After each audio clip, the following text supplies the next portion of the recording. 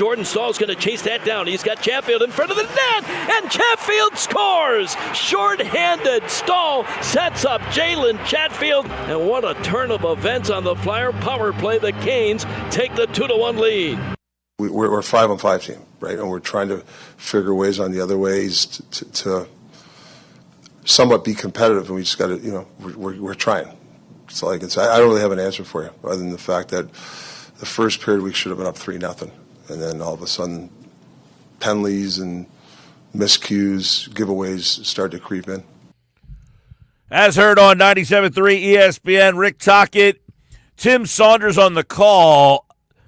A shorty puts the Carolina Hurricane up 2-1. They would go on to win 4-1 and essentially end the Flyers season. They are down 3-0. They will play tomorrow night. But for all intents and purposes, that series is done ski. And you just heard what Tocchet said. We don't have answers when it is not 5-on-5. There's a lot we can dive into on this one, but the lack of discipline from the Flyers last night possibly cost them because, as Tocchet said, he said, I think we've been better 5-on-5 than them. They had 9 penalties last night. They embarrassed themselves last night. This is a team that has worked their ass off. They've worked really hard. They've become a very fun team, and a lot of people have gotten behind them. They embarrassed themselves last night. Konechny should be ashamed of himself. I mean, they were just embarrassing late in the game. And they go down 4-1, and the Carolina Hurricane, they're going to win this series, and they're going to move on. But that being said, there's some learning lessons in this one, things that you can kind of take away from it. And the Flyers last night, as Tocchet said there, they should be up 3-0 in the game. They just can't get one home. But their power play is atrocious. Everybody's complaining, the Flyers included, about the fact that there wasn't a 5-minute major called. You can't score on the power play. What are you putting all your energy into complaining about the fact that you didn't get a 5-minute major misconduct? So that you could go with the man advantage and not score for 5 minutes instead of 2? If you can't score on the power play, you're not a serious team. And right now, it's a good team that's got a good story to tell, but it's not serious. Anytime they go on the power play, it's almost as if Carolina takes penalties because they feel like, if it's 5-on-5, they might actually have the upper hand on us at times. That gives them a shot. We'll put them at an advantage 5-on-4 because they can't score. It's like, what? It's unbelievable how bad they are in the power play. I mean, everybody's talking about that moment in the game last night, and the hit, is it a dirty hit? I don't know. On the broadcast last night, I don't even know who was broadcasting that game, to be honest with you. But I think Biz Nasty, during the second intermission, he didn't think it was a dirty hit. He thought it was kind of a momentum type of thing. I know Flyers fans are going crazy. They thought it was a dirty hit. I'm not here to legislate the hit. But as Biz was saying, the Flyers put so much energy into complaining about the fact that they didn't get their way that 5 seconds later, after you score the goal from Zegras, to tie it up at 1-1, you give up that shorty because you're not prepared, you're out of place, and you heard the call right there from Tim Saunders. And listen, first goal by a Carolina defenseman this postseason. The only goals the Flyers are scoring are from defensemen, and of course Zegras last night, but they couldn't get anything. They hit post after post. The other night they buried 2 in the first period. This night they hit the post twice in the first period. Very big learning experience, but last night was a step back, it felt like. Last night was a step back. Now, you went toe-to-toe with this team and then basically kind of got on discipline, almost was like, Tocchet had said we were doing too much, like almost hero ball. It's like a basketball player who just decides I'm going to go one-on-one, not pass the ball, and I'm going to just try to do it all by myself and have a 35-point game and win this thing all by myself. You can't do that in hockey. You're trying to basically score 3 goals on one shot. And here's what Rick Tocchet said about the lack of experience. Inexperience. It's and not just saying young guys. I'm saying as a team, just knowing. Kind of sometimes you got to read the room. If the officials are calling penalties and you can tell they're antsy. It's not the right time to go and do something even borderline. And I think we do that. And then sometimes I feel the puck. You got the puck, and you just got to get it down low. You can't try to make a play out of nothing. I think we tried that a couple of times. And you could tell Tocchet almost wants to come out and tell you what he really feels like, but he's reserving himself a little bit because he knows this is a delicate situation. They're not there. They're not ready. Somebody took a penalty. I think it was Zegras took a penalty late in the game, and the look on Tocchet's face was just like, okay, we're just not good enough. Like it was Konechny. Yes, it was the Konechny. Yeah, because Konechny's the one that got and tried to get in that scuffle with Miller behind the net. Mm-hmm. And Miller wasn't having it. And Miller was like, I'm not doing this with you, dude. Yeah. And they pan over to Tocchet. Tocchet looked on his face like, are you kidding me? Yeah, but and you can almost see like he was trying to stop from rolling his eyes. There was, the look on his face was one of, I now have to come to terms with what I already knew. Like there's times where you're like, we're just not good enough, but I'm going to coach my ass off. Right. I'm going to try to get everything I can out of the team. And that moment where you've coached your ass off and then it hits you. Listen, I knew we just weren't good enough, and now I'm seeing it play out. Like I got as much as I could from this group, and I just can't keep grinding anymore. I have nothing left to give as the coach of this team. It reminds me of the famous Ben Affleck gif where he's like, looks like he's exhausted and tired of everything. You ever see that one? I don't think so. I'll pull it up. You've probably seen it before. But that was the look. It was, I tried to tell these guys, they just won't listen.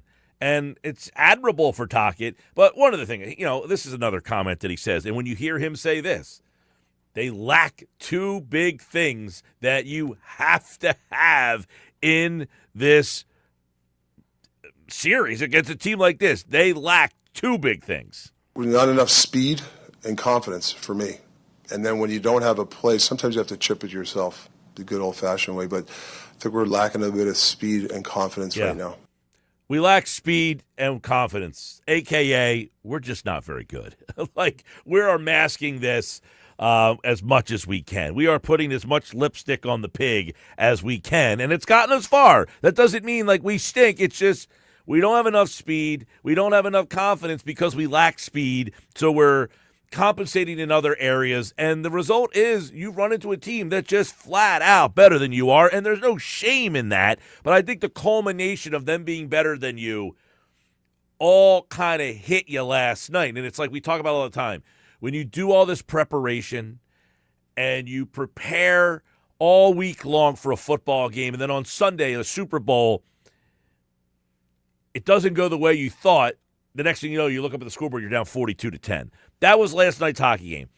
We were there. We've given them a good game in game 1. We gave them a good game in game 2. We thought we had a shot, and we just had nothing last night. And they just, instead of grinding and fighting, they just kind of said, I got nothing left to give here.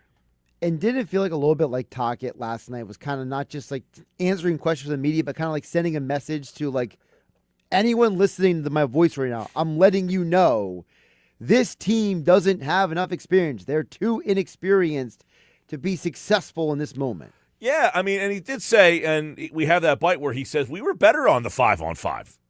We had a great first, and then it was all power play penalty kills. We took 9 penalties. 5-on-5 were good. I thought we were the better team, and then the power plays and penalties. That's 2 games in a row, just 2 penalty fest. We're not equipped for that. Yeah.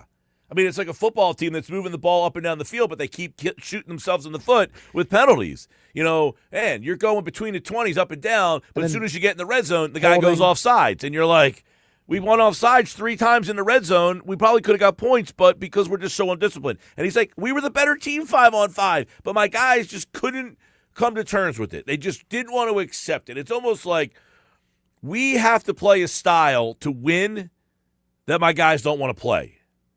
You know, it's like, why does Navy run the triple option? They're not good enough to beat you unless they do something that the other team doesn't see all the time. That's kind of like where the Flyers are right now. They're not fast enough. They're not skilled enough. They're not good enough.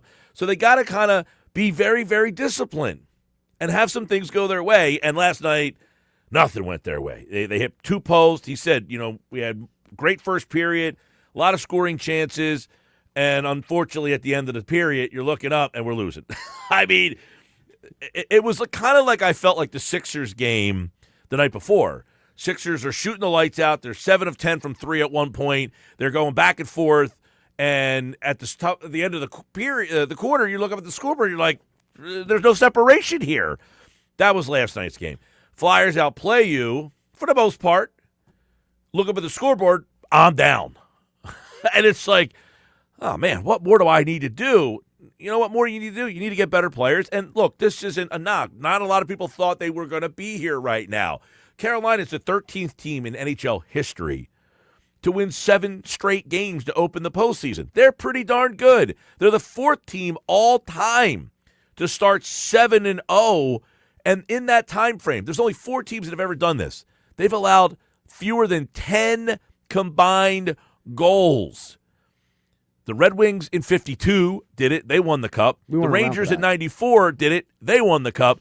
And the Blues in 69 did it, and they lost the Cup. So you're talking about historic efforts right now from this Carolina team. And by the way,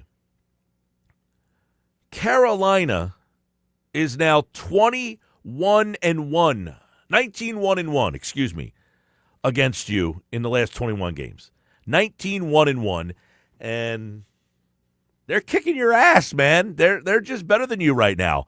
And they're going through a period where they've got a good, solid group that's been together, and then they've added a piece here and there. And look, Anderson, who did not have a good regular season, he's been outstanding for them. And Vladar, quite frankly, I mean, the 3rd goal they got last night, that's a tough one. I would say the first goal Vladar probably should have stopped that they scored because he took a bad angle, and that's how it slipped through. But then the next 2, that was not fully his fault. That was the Flyers' defense basically either choking on the penalty kill or just not basically doing what they did back in January, not rotating well on defense. Yeah, listen, this isn't a you guys stink and this is the end. This is, hey, it's just the beginning. We're not ready. Right. But I didn't like the way they handled the last couple minutes of that game. Well, that's the reason why Tocchet was frustrated last night, because he was like, you guys got to have a little bit more mental bandwidth to realize that you're losing this game. Don't make it worse. Yeah, Pat from Ocean City says, great show, guys. The Flyers have to figure out a way to get Konecny to waive his no-trade clause. That requires the fans to boo him throughout Game 4 and let him know on the street what they think of his paltry 2 goals in 31 playoff games. So be it. When the chips are down, he doesn't show. I would agree. Like, Konecny feels to me like the teams that I have been talking about in the past. Konechny's the good regular season player. He's the undersized guy who gives you everything he got for the most part, but it's not enough. And he feels to me like the long line of good Flyer players, the 18 to 20 goal scorer, but not the great Flyer player. Yeah, he's got that Voracek, Wayne Simmons vibe to him, where it's like he can be a good piece on a team, but he can't be one of your best players. Exactly. If you're saying he's a third-line guy, okay, and you're not counting on him to be a goal scorer. On this team, he needs to put the puck in the net, and he's just not that guy. I mean, and then on the flip side, you can't act like the way he did last night. He's the guy that is in the group of friends, and you're like, you all know Konechny's going to get a little out of control tonight. He's our boy. Just be ready for it. I mean, come on. He goes up to with Miller, who, by the way, Miller's like, listen, Nat, get away from me here. The guy, like, believe me, dude. You want me to turn around and really kick your ass? I don't want to embarrass you in front of all your friends here. Well, also, for those who don't know, because maybe you're not like a diehard hockey guy, but Miller is actually like one of their best players. So the theory Konechny's trying to do, I'm trying to rile my guys up by going after their best guy.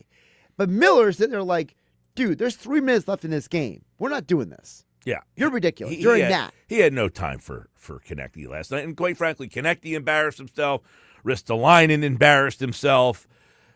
It was a terrible way to end that game last night. You know who else embarrassed himself last night was Drysdale. The dude had 3 different instances where he committed a penalty. Well, he just had a bad game. The other guys embarrassed themselves in their actions. Well, I think Drysdale was embarrassing too because 2 of those penalties were completely unnecessary. 609-403-0973. 609-403-0973. Compare our crowd to Carolina's. It was weak in the building. Okay, that's an interesting one. What was it like in that building last night? A little tense? I mean, early on, it looked like people were having a good time, but by the time the second period ended, it looked like the crowd was starting to lose its Well, juice. there was a picture. Did you see Carolina posted on Twitter X? It was a picture of the Flyers crowd behind the Carolina bench, and it said the world's largest library. I did not see that. Yeah, something to that effect. It had a picture of like the crowd. That's good social media work then. Yeah. Konechny is a very good third-line guy. The problem is the Flyers are paying too many guys like that. Coots, $7 million a year. Dvorak, $5 million for players who don't contribute. You know, Dvorak just got $5 million a year for what, 5 more years? I would say the only difference, and Kevin Durso can get into this more than I can when he joins us coming up. What is he joining us in about 12 15 minutes. Yeah. Is that the reason why Dvorak got the deal that he got was because he has a specific position that he plays as a centerman. Yeah, he could be a third-line center. They need that body, okay? Konechny, you don't need him if you could find a replacement. The problem is a no trade. He does have a no trade. But guess what? If you bring in a guy who's a top-line guy this offseason and you kick him down to the third line, then you're not as frustrated. Well, then your issue, right, exactly. It becomes you're moving a guy that's getting paid decent amount of money. And Couturier, by the way, you know, I thought he's played pretty well in this series for the most part. He's been one of their better players. But has. As the captain of the team, you know, we always assume the guy who wears the C is supposed to be the best player on the team. That's not always how that works. Sometimes he's especially the not most hockey. experienced guy on the team. I remember back in the day, you know, I'm a young kid, I'm watching the Flyers, and Dave Poland is wearing the C. Yes. And Poland stunk in my mind. I was like, dude, this guy's supposed to be the captain. You're the best guy on the team, and you stink? He was the adult in the room. But he was the old guy there. He was the veteran guy. He was the guy that probably went in the locker room and put his fist around people's necks and said, hey, you know, get your act together out there. Exactly. So when I'm a young kid and I'm watching the Flyers when I'm growing up, it's like 87, right after that run where they go to the Stanley Cup Finals. And after that, those teams after the 87 team were not nearly as good. And Right. like Dave Poland is you had him. Oh, man, who were some of the other Flyer captains? Prop. You were thinking about different guys who were captains who were, like, not the best player on the team. And as a kid, you know, you're striving in youth sports to be named the captain of your team. And here, the best player on the hockey team, you're like, why is this guy not the best player? Couturier's not the best player, but he's a guy that has to kind of be the adult around all these young kids. Hey, listen, this has been a fun run. I think it's brought a lot of people – it's drugged them back into hockey. You know, we all know it's no secret. Hockey is kind of like the fourth thing on everybody's to-do list. There are a lot of people who it's number one on their list. You either are the guy where hockey's number one and you don't want anybody else on the train with you, or you're the guy where hockey's number 4 and you kind of jump on the train whenever there's a fun story. Sure. Most people are the number 4, jump on the train. The guy who's number 1, he gets annoyed by the number 4s. Very few, hockey's their number 2 or their number 3. It's my favorite or my 4th. There's very little in between. Now, I'm not saying there's no in between. I'm more than aware that some people like it behind number 2 or number 3. However, it has grabbed a lot of the number 4s and made them be interested. The question will be, what happens at the start of next season? Are people going to go along for the ride with this Flyers bunch? Now, I don't want to put the post-mortem on this season yet. They do play Saturday. And by the way, if they win on Saturday night, they will play Monday night, and we now know that game time is 7 o'clock on Monday night. That game would be right here on 97.3 ESPN. But how many people, and you know what that means, there's a little bit more pressure on you. If you have the whole fan base interested and watching you from game one, now you're entering Sixers 2018 territory where people didn't watch the Sixers, process, blah, blah, blah. Ben Simmons and Joel Embiid, they win 52 games. They take them to the playoffs, and now all of a sudden, everybody becomes a Sixer fan again. And then they would lose to Sacramento on Tuesday night in February, and you're going crazy. You want the coach fired, everything. Things are about to change, I think, for this Flyers team. Now, I don't know if it's going to be quite to that extent yet, but I could be wrong because you know what's going to happen now. And this is what we'll talk to Durso probably about next week once the season is officially somewhere, probably done. What's next for this team? Well, I think that's what's exciting, at least for me, because you saw a team overachieve, but you're being exposed, aggressively exposed in this series. Yeah. So now it's an opportunity for the front office to say, hey, look, we know this team needs to be better. We got to a certain point. It was great. But now we have the salary cap space to really do something this offseason. All right, 2:21 this hour is brought to you by the law offices of Craig A. Altman. You know how I know AI is paying attention to me? How's that? The law office of Craig A. Altman has been recommended to be my friend on Facebook. Wow. So they are listening. definitely paying attention to my conversation. Well, the great thing about Craig A. Altman is that unlike the Flyers, who have a ton of inexperience, the law office of Craig A. Altman have a ton of experience. They know how to handle the tough cases. They can approach whether it's a car accident, slip and fall, a serious workplace injury, with the experience that you need to take on the insurance companies. Because those insurance companies, they got a game plan. Do you have a game plan when you get injured? That's why you need to call 856-327-8899 or visit them online at CraigAltmanLaw.com with offices in Vineland, backed by a affiliate law firm that knows how to win. Get the experience you need. 856-327-8899 for the law offices of Craig A. Altman. Paul from Millville on the text board, on the White Horse RV text board, 609-403-0973. Mike, I was in the building last night and in the building for Game 6 against the Celtics. The fans did not bring it last night. It was a family crowd Thursday night where everyone has to work tomorrow. The Sixers fans in Game 6 was an environment that I will never forget. Last night, in contrast, that environment was forgettable. Interesting call out from Paul in Millville. Great text, Paul. Appreciate it. I'll ask Kevin Durso if he agrees. He was there last night, and the NFL has announced the schedule release. We have the date. When will it happen? I got the details coming up this hour on the Sports Bash.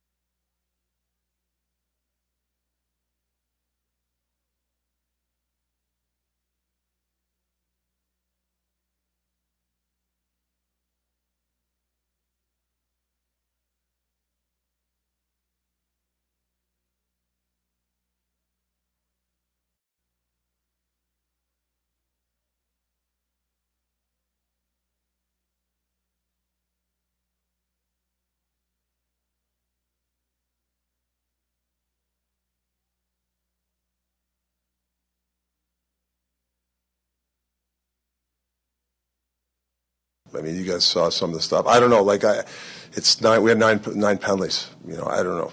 So that's a lot of penalties. And we just got to understand too. Like you're in a scrum, and you take a punch in the mouth, and just don't do anything. Just take the power play. If you're going to go in, like I told you guys, you're going to go in and fight. If you're not going to fight, then get out of there. So a little inexperience from us in a couple of scrums. Rick Tocchet talking about the inexperience of his team last night, and it showed up a lot last night, obviously. 609-403-0973. Kevin Durso going to join us. By the way, someone texted in about Dave Pullen. That Dave Pullen was a Selke Trophy winner. Scored 30 goals and was a tremendous leader for Keenan's club. Second best Flyer captain in history. I don't know about that. Maybe. Now, I didn't say he stunk. I said a lot of times you think the captain as like this, like he's the best player of the team all the time. That wasn't Dave Pullen. That didn't mean he stunk. He was a 30-goal scorer, which is better than what the Flyers have now. But, towards, the end, he was basically – now he got traded to Boston, I think he went after Philadelphia. And he was not a goal scorer there. But, he was like what the Flyers always have, a 19-goal scorer, a 20-goal scorer. Not a 40-goal scorer, not that guy. He was a good player. I'm not saying he wasn't. I don't know if he was the second-best captain. Maybe for his leadership. I have to think about that. All right, 609-403-0973, 609-403-0973. Bill in EHT says, being a Philly sports fan takes a toll on you. We need a championship from one of our four major teams, at least 2 every 5 years. I don't think that's actually, I don't think that's even necessary. I think you can make a strong argument that the Red Sox used to be the most popular team in Boston, and what has lowered them down the peg is that they won a World Series and then won more World Series. And that kind of knocked them off a little bit from their popularity. You could say the same thing about the Cubs when they won in 2016. I remember that when they won that World Series. I said that losing the curse of the Bambino, the curse of the Billy Goat, all that hurt baseball. They didn't have these teams to go after them. The Flyers are now one of those teams. It appears that there will be another year. They need to come up with something so that they can kind of build a reason to get the national audience to, like, want to get behind you because you haven't won in so long. But, Kevin, let's look back at last night. Tocchet said he thought they played well in the first period, and he actually said, we were the better team 5-on-5, but special teams kills them again. Is he right? Absolutely. 1,000% correct. Your power play is atrocious. Your penalty kill gave up too much, and that costs you another game in this series. In my opinion, it's cost them 2 games so far because really, forget about the overtime and the way things go. You have multiple power plays after the first one where they actually scored a goal in game 2. You finish that night 1 for 7, and then you go 0 for 5 last night. And it's interesting because I heard you bring up the idea of the major being reduced to a minor and the complication with that's just one moment. You get scored on shorthanded there. You immediately come back not 2 minutes later, game action-wise, with a 5-1-3 for 1 minute and 15 seconds. Now there's 2 guys off the ice, and you still can't put anything together. So those are the moments where you have to meet the moment, and they're not able to do it with this power play. All right, so for people out there that want to know, why is the power play so bad? Is this a coaching philosophy? Is this they don't have the talent for a power play? Give the people some insight on why the power play is so bad. Well, it's all of the above because this has been a 5-year problem. This season is the 4th time in 5 years they finished last in the regular season in power play, and the only other time where they didn't finish last, they were 30th out of 32 in the league. This has been a 5-year problem. Multiple coaches have had their hands on this. Multiple personnel have had their hands on this. This needs to be priority number 1 in the offseason. Top to bottom reconstruction of your power play, from acquiring somebody else who can help it to changing up your structure and system to changing your philosophy. You need to restructure this whole thing completely because in my opinion, this season in particular, if you look at this season, big picture, they clinch a playoff spot faster with a better power play, and they're certainly more involved in this series than being down 3-0 with a better power play. So it's priority number 1 to me. So of the guy, he kind of insinuated last night, we have guys that really even shouldn't be playing on the power play. What type of guys do they need to target then to make? If you're saying it's a 5-year thing, this transcends and goes ahead of when Tocchet got here. Absolutely. Well, and to me, the two positions that they might have some of these guys here. That's where the inexperience comes in. Like when he's talking about guys who are kind of getting thrown into this and experiencing it kind of for the first time or whatever, I'm thinking of guys like Porter Martone being in the NHL on a power play for the first time. He's probably played power play his whole life. He did it at Michigan State, for example, was really good at it. But it's not going to be it's the playoffs. It's going to be more intense and at this point, Martone's about to go into his 10th playoff game on Saturday, which is one more than he had in the regular season. So you have to allow for some of that adjustment. But there's other guys that they have out there that shouldn't be new to this. Like I look at Trevor Zegras, Travis Konechny. This shouldn't be new for those guys. It's something you're supposed to be able to do with the amount of offensive ability you supposedly have based on the statistics you put up year over year. It's just got to start to shift in some capacity, whether that's being more of a shooter instead of trying to look for the perfect play. I think they absolutely need a guy who, and they're kind of trying to build Jamie Drysdale into the power play quarterback at the back end, but they really could use somebody more firmly established. You want an example of that? Look across the bench at the other side of the ice. When the Carolina Hurricanes have a power play, Shane Gostisbehere is running the power play. You had that guy at one point, and your general manager 5 years ago, who we all know very well, decided, I don't need that guy because there was an issue between how he was utilized, and how he played outside of the power play. You still need guys like that who can help. So I think they need a power play quarterback who can move the puck from the back end, and then they need a guy who's willing to, and like I said, he might be here. Like if Martone's going to turn into a shooter mentality guy, maybe you get that. Having Forrester back full strength probably would make a difference, but like you need a guy who's also willing to put the puck on net and be relentless with his shot. And those two elements are the most glaring at the moment to me.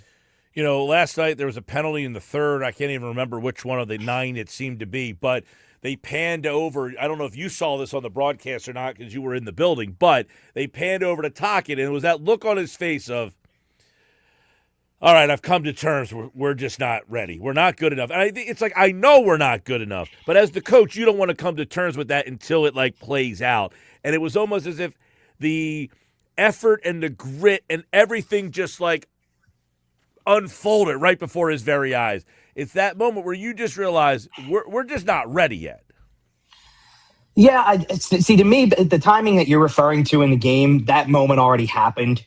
Probably for Tocchet and for everybody else. I mean, as soon as it was 4-1, the building emptied out. So if you're talking about all the people who were texting in about the building being the way that it was, you got to give them something to cheer about. And when you didn't and you're down 4-1, I mean, the building emptied out early, not stayed and was a raucous crowd. You got to give them something here.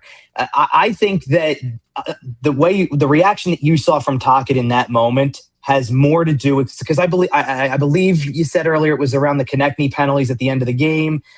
That to me is something he was trying to get to stop for most of the game. There was a moment on camera that caught Tocchet kind of really giving it to Trevor Zegras, and the message that basically, if you can read his lips as best as possible, was basically, stop it, I'll talk to them, you stop focusing on that. And Konechny let it get into his head. And you can't do that, especially as one of the veterans. Like Konechny's had an awful series, not a great playoff either. That's the most disappointing part of it. There's other guys that you can understand getting frustrated in their first playoff and getting frustrated with the way that this is going and having room to grow. Konechny's not one of those players. And I think the reaction was probably a little bit of that okay, we're just going to do this, and this doesn't honor the integrity of the game at that point. It's already lost. Now you're just trying to fool around for the sake of fooling around. Let's just get this over with kind of material. Kevin Durso, 97.3 ESPN.com, covers the Flyers. What did you think? Now, everybody's going off about the hit. Did you think it was a 5-minute call? Yeah, I was surprised they didn't stick with it, to be honest. When the helmet pops off, that's kind of an indicator that you got him in a really good spot. I don't know if this is the exact moment where it happened, but when we talked to Travis Sanheim after the game was over, he had a cut on the bridge of his nose. So if that would have happened too, that's There's, I don't see how you can try to change the intent of that play and make it out that it was I don't see it as a momentum play. He knows what he's doing to finish a check there with a guy in a vulnerable position. So, and look, it doesn't change the course of the game. It doesn't matter whether it was a major or a minor. That doesn't change what happened. No, your point on the 5-on-3 is great. I mean, you had a 5-on-3 later on and skedaddle, not even competitive.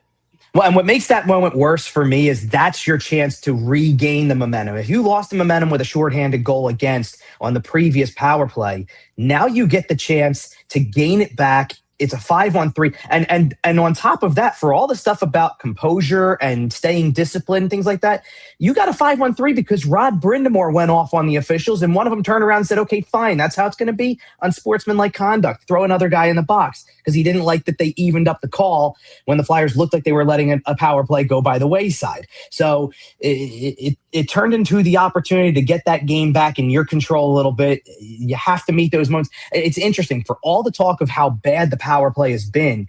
In Game 3 against Pittsburgh, they were up by a goal 3-2. Pittsburgh was making their push, had scored their second power play goal of the game, and you got a power play with under 8 minutes left and scored on it and restored that feeling of, we got this thing. This game is in our control. We're not letting this one get away. We're taking the 3-0 series lead. And it felt like in that moment with a 5-on-3, everything is too tense. Everything is, and I know people don't like when Tocchet, because he said it a lot, it's kind of a word he's leaned on, that they're nervous. I don't think he's literally meaning that they're nervous. It's that gripping the stick too tight, trying to make something happen when it's not there, and overplaying the situation. Obviously, Saturday night, it's the last opportunity for them, and just you were in the locker room last night as that game ends. Does it feel like a team that has hit the wall, the proverbial wall, or do you think they steal one and send this back to Carolina? What was the feeling in there when that thing was done last night? Yeah, it's pretty drained at this point. And again, this is where I come back to with the power play thing. If you could have clinched earlier, you might have a little bit more left in the gas tank for something like this. Maybe you win that game in overtime in Game 2. They and we're played not about talking 20 about playoff games before they got to the playoffs. Exactly. And so now I think this was what the worry was going into the series against Pittsburgh was, how are they going to react to a team that, for all intents and purposes, went into the final weekend of the regular season knowing they were in and were able to actually kind of play that rest card for a little bit to try to be prepared. And you handled that series very well, but you caught a team that's much more on your level. They're on the back, a lot of the veterans on the back nine of their careers. This is a team that's in the window right now. And you don't have the studs to match up to a team that's in their playoff window, that's in their cup contention window, that really, for me, this might have to be the year you make it happen. If you're Carolina, the stars are aligning for you to make this run all the way to the finish line. So it might be the year you have to make it happen. But the Flyers just don't have any answers for something like that with their level of experience, with their level of talent. And at this point, I wouldn't expect them to win Game 4, but you never know. I mean, the one guy who I think could still bounce back and have that kind of performance is Dan Vladar. So that's the great equalizer for things like that, but I wouldn't expect it. Did Michkov get benched last night? Is that what essentially happened? I think it's a combination of if he's not driving play, he's going to get lost in the sauce a little bit. But the game, and I'm not trying to make this a complaint from like the Flyers side of things, because everything that they did pretty much was warranted in this. But the game has no flow when they're calling as many penalties as they do. I added up every penalty that every team, the number of total minor penalties that teams took in the regular season across the NHL, and got the average per game. And it was something like 6.4 penalties, minor penalties called per game between both sides. In the playoffs in 53 games, that number is now 9.4. And to me, it's insane that we're seeing this like this. Usually the number goes down. Usually you're lucky if teams get 1 or 2 power plays a game in the playoffs. To see numbers like 2 for 9 and 0 for 5 and 1 for 7 the last game for the Flyers, it's just astronomical, and it really takes away the flow of the game at 5-on-5, which is where the Flyers thrive. All right, next week, I'm sure, once this thing, maybe they get to Monday and go back to Raleigh, we shall see. But would love to see what's next for this group. But they do play Saturday night right here on 97.3. It's a weird start. It's a 6 o'clock playoff start time on a Saturday. Not ideal, right? On a Saturday, it probably doesn't matter as much. What I think is not ideal is I don't know who these schedule makers are, man, but lined it up perfectly with the game going on across the street for the Phillies. Yeah, so well, it just seems weird. Like, hey, normally everything's like 7 or 8. It's been last night was an 8 o'clock. Hey, let's just go 6 on a Saturday. So, it's like, yeah, hey, it isn't was that like dinner? Like people go out to dinner, like then they go watch the game afterwards. You're putting it right at 6. TV's the great equalizer. So the game was at 8 last night because it was the only show for the NHL, and now this one where they're butting it up against a 9 o'clock start for the other game that they're airing on. I believe it's TNT's got the games that night. So, it's all for the TV. That's what it's all about. I don't agree with it sometimes, but that's what it's all about. All right, well, Durso has plenty of coverage on the series at 97.3 ESPN.com at Kevin_Durso. Tomorrow night, 6 o'clock, listen to the game on 97.3 ESPN. If there is a Game 5 on Monday, that is a 7 o'clock start on 97.3 ESPN. Thanks, Durso. You got it. Thanks, Mike. All right, Kevin Durso, everybody, here on the Sports Bash Live. You can get all the coverage at 97.3 ESPN.com. Your home for the Flyers playoffs. And, of course, last night they go down 3-0. When we come back, coming up at 3 o'clock today on the Sports Bash, it is today's Phillies Fastball, where the Phillies, a big loss last night that saw Garrett Stubbs get some mound time last night. That's how bad that game got. But on the other side, we got information on the latest injury report for the Sixers and the NFL schedule release. The dates have been released of when the full schedule will come out. We have that for you coming up.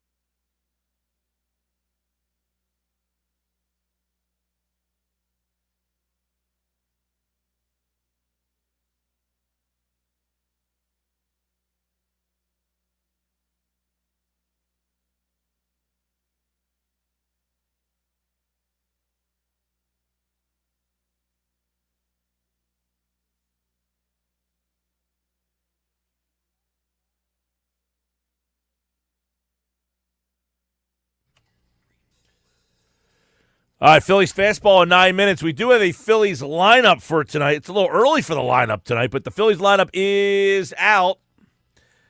And it is as follows: Turner, Schwarber, Harper, Garcia, Marsh, Real Muto, Stott, Sosa, Crawford.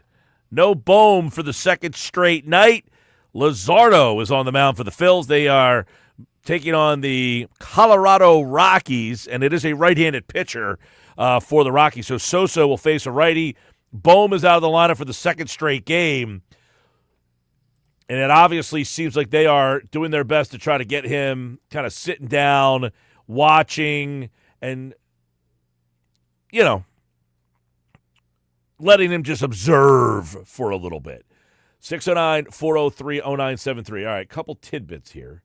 The NFL has announced the schedule release. Each network will announce select games next week. Remember they did this last year? During different all the upfronts that they do. Yeah, so they had there was one announcement on Good Morning Football, and one was on Get Up, and one was on this show, and one was on that show. Well, Monday at 10:30, NBC Peacock will get one.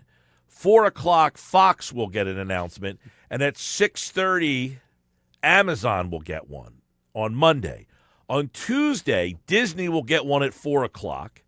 On Wednesday, the NFL Network at 9 o'clock will announce the international games. Okay. Wednesday at 2 o'clock, Netflix will announce their games. Good for them. YouTube will announce theirs at 5:30 on Wednesday. And then the full schedule will be released on Thursday, May 14th. And then our annual Sal Pal Friday at 5 o'clock to break down that Eagles schedule with you right here on the Sports Bash. So all next week, they have these things called upfronts. And it's basically these networks, NBC, Peacock, Fox, Amazon, Disney, NFL Network, Netflix, YouTube. Basically what they do is they have a presentation for advertisers. And they tell them, hey, we have Troy Aikman and we have Joe Buck, and there are Monday Night Football guys, and these are all the things that we have. It's a way to pitch the advertisers. Do you want to advertise on Sunday Night Football? And then at that upfront, they will say, hey, this year we're going to have the big Cowboy-Eagles game on Sunday Night Football during Week 11. So each day next week, there's going to be a little trickle, a little breadcrumb. I'll take what I can get. The Sixers injury report. We got questionable for Joel Embiid tonight. Also questionable for OG Anunoby. OG. Now, I did look at the betting app. Embiid is in the betting app. You can bet Embiid over-unders. OG, not in the betting app. Ooh, interesting. Do they know something? Everybody else seems to be profiting off of information on these future things. Maybe the people from DraftKings or FanDuel have some information that we don't know. But I haven't seen anything other than questionable for the Sixers and Joel Embiid and OG Anunoby. We're back with the Phillies Fastball. Stick around.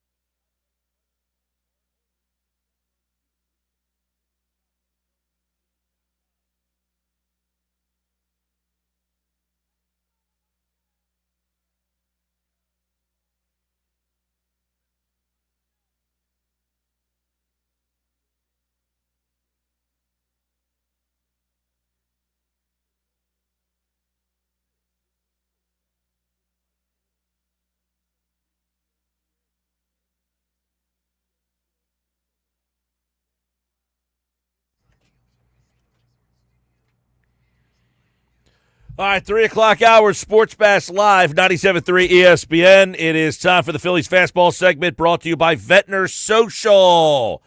Ventnor Social, great place to watch the Phillies tonight on their 20 big screen TVs. Great food, drinks, Sixers as well. You can check it all out. Ventnor Social. Time now for the fastball.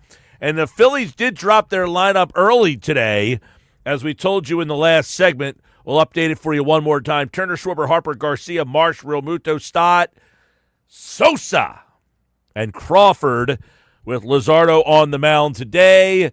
Let's bring in the Phillies fastball crew for a look at the lineup and more from the Phils as they really got beat up on last night. You had a clunker in there somewhere, and it was last night. Jeff and Oscar are back for today's Phillies fastball segment here on the show. Boys, interesting lineup there for the second day in a row. Alec Boehm is out of the lineup. Jeff, you wrote about this at 973ESPN.com, and Don Mattingly talked about it yesterday. Did you get the sense that this was going to be more than a one-day thing for Boehm? He is not in the lineup today. Yeah, he definitely gave him a vote of confidence, Mike, but to me, it always felt like it was going to be more than Thursday. I thought Thursday was a good opportunity for him. They already won the series. I think in Don Mattingly's mind, it's like, okay, let's give this guy a reset. Let's give him a day off. And he said, this isn't about Alec Boehm just not swinging the bat, because he was available to pinch hit last night. Obviously, they didn't need Alec Boehm to do that, but this was okay. Get off your feet for a day. And that's what happened. And I thought today would be the same thing, because Edmundo Sosa, look, he deserves the right to play. It's not going to be at second base with a righty pitching. So why not play him at third? Give Alec Boehm the extra day. He may even get tomorrow, for all we know. But I think the bigger picture here, he believes in Alec Boehm, and Alec Boehm is going to be a part of this team. Yeah, Oscar, we saw Sosa yesterday get the start. You talked about it the last couple of days. We've discussed it on Phillies Fastball. Yeah, play Sosa. Play the hot bat. Go with him. He was 0 for 3 last night. The one problem we've always had with Sosa is you play him too much, you start to lose him a little bit. You've said about 3-4 times a week. So I guess today, would you play him again tomorrow? I think this is not about Sosa. It's about Boehm. I mean, that's the bottom line. I mean, we need Alec Boehm to be able to be the player that we all expect. Sosa is a nice replacement for now, but you need the Alec Boehm bat to wake up. I mean, he hasn't woke up the entire season. I mean, it's been atrocious, and he needs to wake up. I mean, he's hitting 159 with seven runs, some 15 RBIs. You need a lot more production from him, and this is a message being sent. I mean, to me, this is a very clear message being sent to him. Look, we expect more from you, and I'm expecting that he's going to be in the lineup probably tomorrow. But I like the idea. I like what Mattingly's doing now. With regards to Sosa, I mean, look, I think not many people other than Schwarber hit yesterday or were very productive. So it was not the right. I mean, Ginn has the day. You got to give it to him. 8 innings. He pitched wonderfully, and our bats didn't wake up yesterday. Yeah, and obviously you're going to have a bad offensive game here and there. They had one yesterday, and they did win that series. They'll move on and play Colorado. We'll get into that a little bit in a minute, but I do want to get everybody's thoughts on Andrew Painter. Jeff, you wrote about Painter. Obviously he is struggling. His ERA is at 7 almost, 6.89. We all kind of made Taijuan Walker the whipping boy here, but Painter is – he's getting into the category of he's unreliable. Now, I know he said, I'll take the ball and go an extra inning, but Taijuan Walker was lauded for that at times, for taking the proverbial bullet for the team. So what do we make of where Painter is? It's still very early in his career. Yeah, this is a guy who's made 7 big league starts. He's still trying to find his command. I thought his command would be better a year removed from the time. By the way, today is exactly a year when he made his debut in Lehigh Valley and just amazed everybody in his 3 innings. And everybody thought, okay, he's going to be up on the team by July. The July-ish timeline, as you remember Dave Dombrowski saying multiple times, that did not happen. Fastball, it's fast, but that's about it. It's very flat. There's not a lot of movement there, not a lot of spin. His command on the fastball is not good. His command on his breaking pitches, the last 2 starts, they haven't been good. He opened up to me about that last night. He's looking at it as, okay, like I've been good at times, but I've been really bad at times. The last 2 times included Don Mattingly, again, gave him a huge vote of confidence, saying, look, this guy, he's going to figure it out. He's got the mentality to figure it out. He's got the work ethic to figure it out.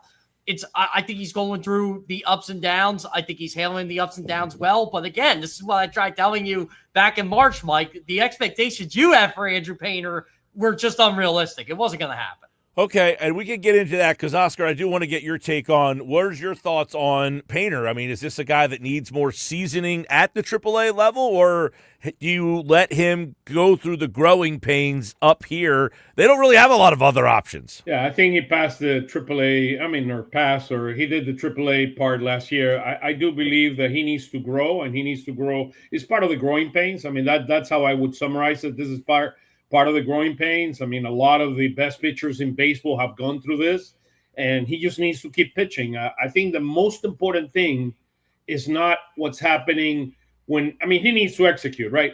But most importantly, what happens from now till his next start, what they go and how he approaches in terms of the learnings. What can I learn from this? What are the changes that I need to make to my mechanic? What are some of the things that I need to do differently? I think I noticed something yesterday that I did not like. Okay, and I'm going to convey it here. To me, Marchand is fine, but Marchand is not the right catcher for Painter. You either need to I would put first Realmuto, which is the veteran, is the guy that can give him confidence, or if not, Estovi, which have catch him in the minors. But to me, that I would not have put Marchand out there to catch against Painter. It's something I noticed since the first inning, and when I saw actually the lineup, I said, why isn't Realmuto catching the rookie? So that's something that I would not have done if it would have been me. You know what, Oscar? I thought about that last night too. I'm like, I don't like Marchand catching this guy. Like, you have 3 catchers on the roster. Stubbs knows him well. I don't know why they didn't go with Stubbs. They want to give Realmuto a day off. And it brings back to my point. I like Rafael Marchand a lot. I do. I just don't know why he's here right now. The problem is you don't have catchers. I mean, you don't have catchers in the organization that are. Well, if they have to make a decision, do they stick with Stubbs or do they stick with Marchand? It's a tough decision. I think it's a very tough decision because Marchand is a better catcher than Estovi as a catcher. And Marchand's out of options too, which is part of the problem. It's part of the problem. But look, keep 3 catchers on the roster. You can't have 3 catchers on the roster though if none of them can hit. Yeah, well, I think Marchand can hit more than he's hit so far. But I mean, look, remember last year he hit the home run to put us in the postseason. I mean, against the Dodgers in Dodger Stadium. The guy, I mean, I've seen Marchand. Marchand can hit. I mean, it's just he's having a bad season. I mean, that's the bottom line. Well, I think I agree, Oscar. The problem is he doesn't play enough. He's in the Kemp mold where he doesn't play enough. He doesn't get enough at bats to get in any rhythm to show that he can hit. And then he's not a good enough hitter to be a pinch hitter for somebody in any situation. So now you have Stubbs and you have Marchand, who will never pinch hit for anybody. So now you have a wasted guy on the roster. Jeff said it yesterday in Phillies Fastball. What happens if Realmuto gets hurt again? Are you gonna have your Stubby as your everyday catcher? You can't. I mean, so you need to split between Stubby and Marchand. For now, this is how you have it lined up until you get a right-handed bat, and then you're gonna have to make a decision for Felix Regis or whatever you're gonna do. For now, I think it's fine.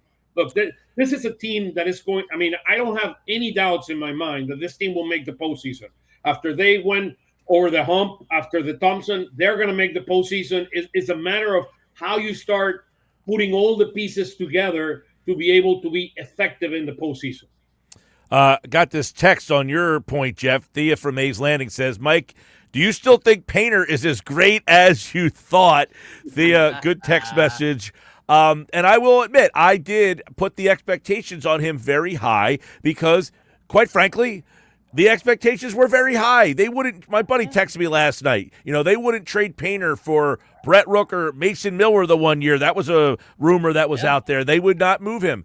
And quite frankly, he was rated as one of the best pitchers in not only the Phillies organization, but in all of baseball. And we see a lot of these young pitchers have entered the big leagues, and now they're the stars of the big leagues, right? How many of these young pitchers have come up here and they've had immediate success? But how many of those stars had Tommy John surgery? That is fair. Now, he did come back from the Tommy John last year, and we thought those were going to be his struggles.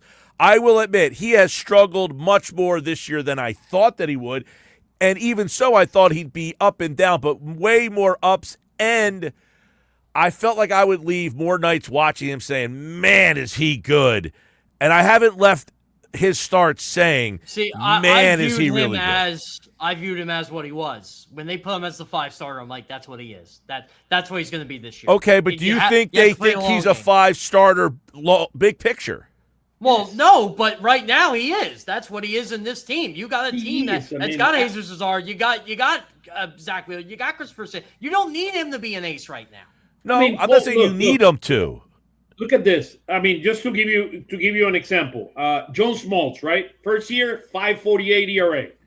You get to Cole Hamels. He had a 4.08 ERA. I mean, guys. And he rallied to get that Oscar. He had a 6 ERA at one point in his And guys, I'm not writing him off. I'm not the guy who's saying, I was wrong, trade this guy, get rid of him. I'm not writing him off. I think he can still be very, very good. I'm just disappointed that this is what we have so far right now. That's all. I think disappointment is fair. I think that is more than fair. It's just, and I agree, Mike. You were never the whole, this guy is never going to be good. I hate that take because it's 7 starts. And Jeff, I agree with what you just said.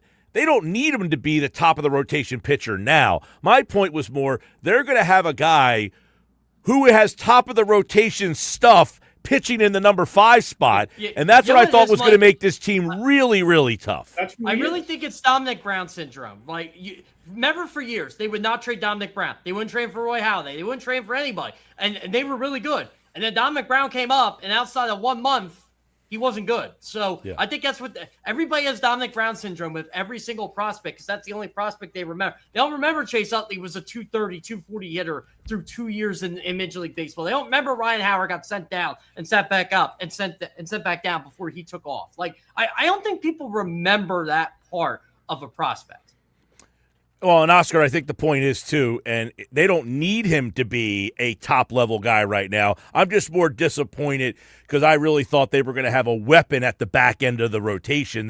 Because now my question would be, and I know this is way down the line, but come playoff time, do you use him as a bullpen guy? Because, with arm problems, you don't want him to be in the bullpen. So, I'm just trying to picture what this year will end up being for him. I will worry about that issue when the time gets there. Look, he has how many starts he has so far? 4? Yeah, 7. I mean, 7. All right, so 7 already. Okay, fine. 7. It's a lot. It's a lot more than I expected right off the bat. So, look, you're gonna go. You've seen flashes. That's it. That's the thing. The curve, the slider. I've seen some very good things. Yesterday, he did not have command of his pitches. That's the bottom line. When you look at a lot of the home runs, I mean, look. I always tell you, if you want to see what's going on with a pitcher, watch where the catcher puts his mitt and where the pitch goes. If you see the replay from yesterday, it happened. Look, it's going to take some time. This guy's going to be fine. Look, this guy's an elite. He has an elite arm. What I told you a minute ago, the most important thing is what happens from now till his next start. The learning process, the adjustments they need to make. That's what Major League Baseball players do. And you know what, Oscar? I'm surprised he admitted this to me yesterday because it was a simple question. Like, I didn't know what answer I was going to get. But I said, how do you feel your command is this year compared to last year? And he specifically mentioned to me the last 2 starts. I think that was the message. He said, look, last game, I was having issues glove side with my command. This year, I was having trouble, or this start, I was having trouble arm side. He said, I got to hone it in. So I think he knows what he needs to do. I think he tried to overcompensate from his start against the Marlins, and it backfired on. So it does seem like he's learning on the job. Yeah, that's what happens. I mean, it's his 6th game. His 6th start, the 7th game because of the issue he had with the headache. We do have to take this positive, and Mike did mention it. Don Mattingly said, unprompted. How do you – my question, how do you think Andrew Painter is handling the highs and lows? Unprompted. Well, he had a chance to get out of that game in the 3rd inning. I gave him the opportunity. He wanted to go back out there, and that just shows you the type of person he is. And Andrew Painter said, look, you got to learn to do that stuff. Yeah. And I think that's huge for him. I think that just shows him I am not – And he gave him a run the fourth inning. Remember that, because Tanner Banks ended up giving up his inherited runner.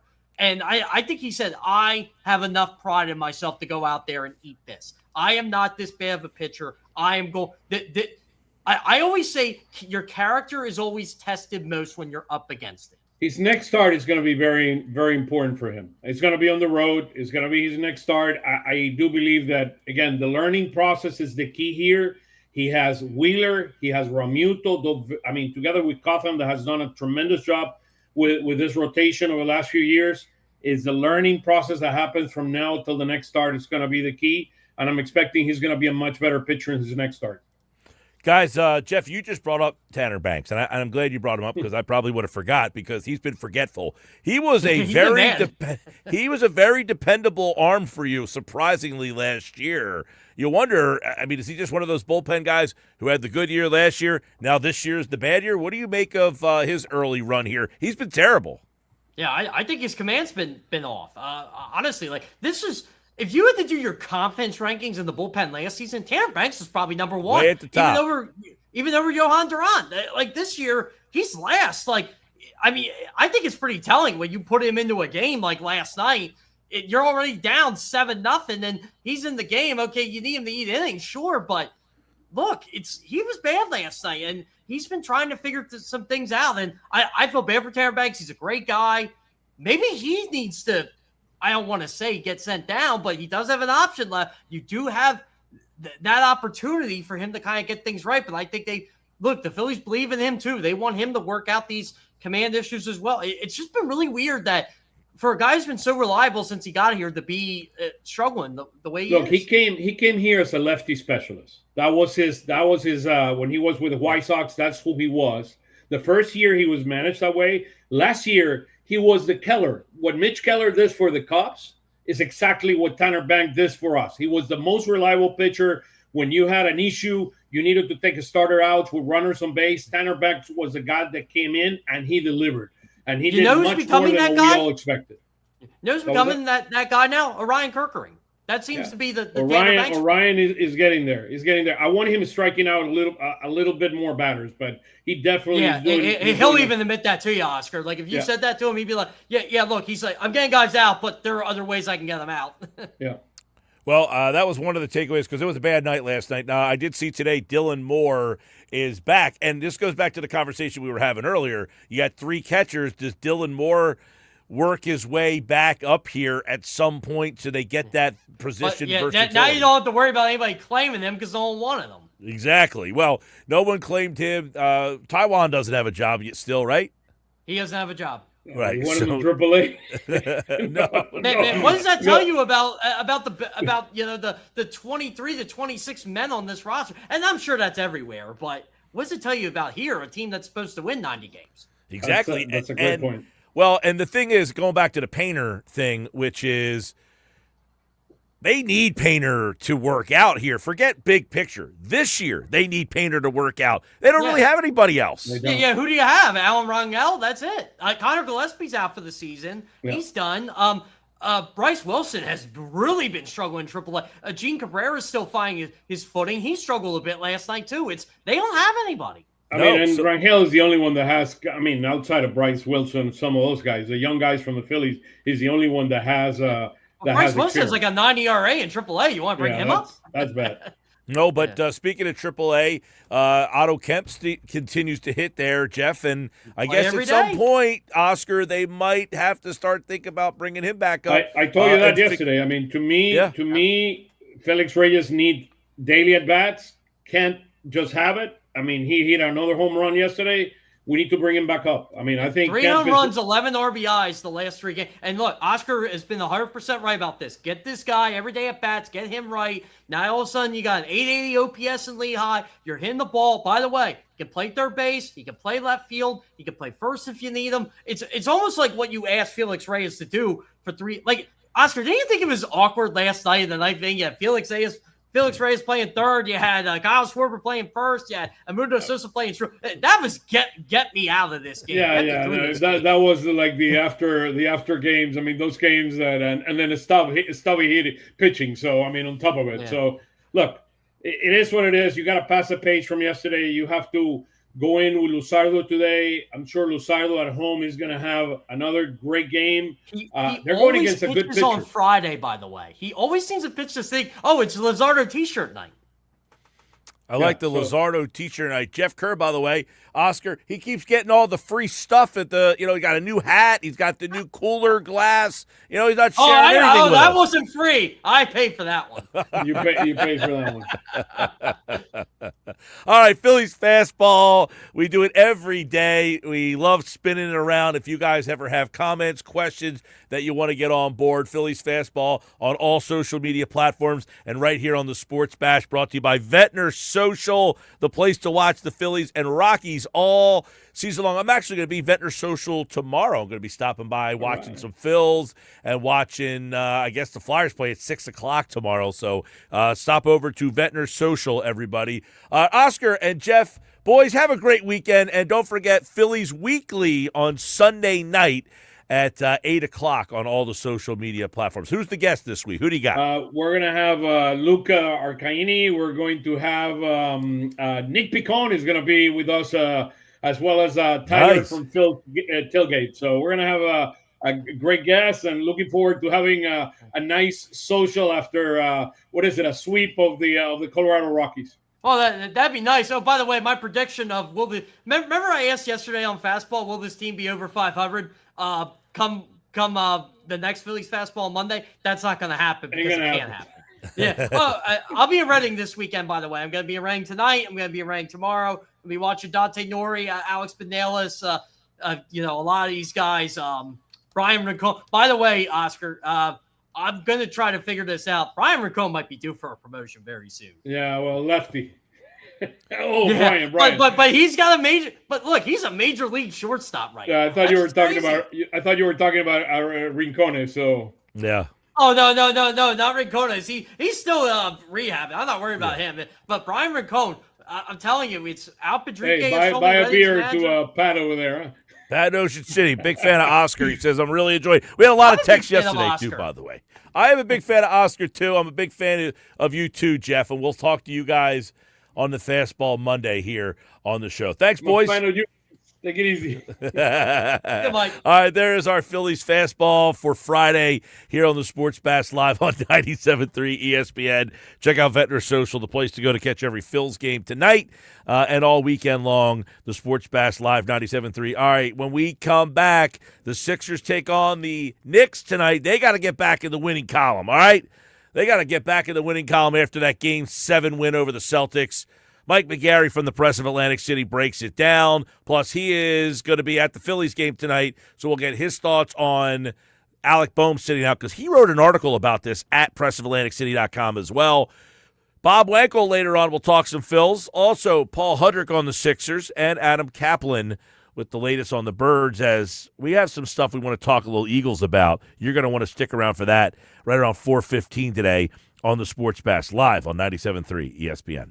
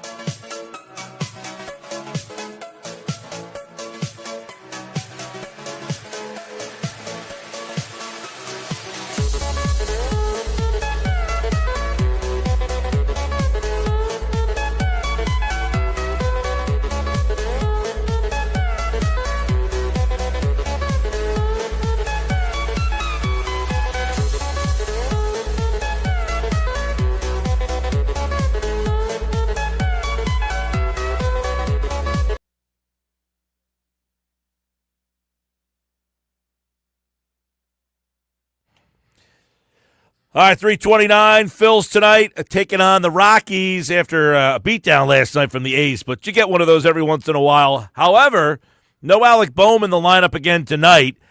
Edmundo Sosa is back. How long will that experiment last? Mike McGarry from the Press of Atlantic City, pressofac.com, he wrote about Bohm sitting last night at pressofatlanticcity.com. And I want to get the vibe from Mike on how long he thinks Bohm could be out of the lineup. Now, Sosa didn't get a hit last night or didn't really do much. It would really make it interesting if Bohm puts the pressure on them. But, Mike, how long do we anticipate seeing this little benching for Bohm?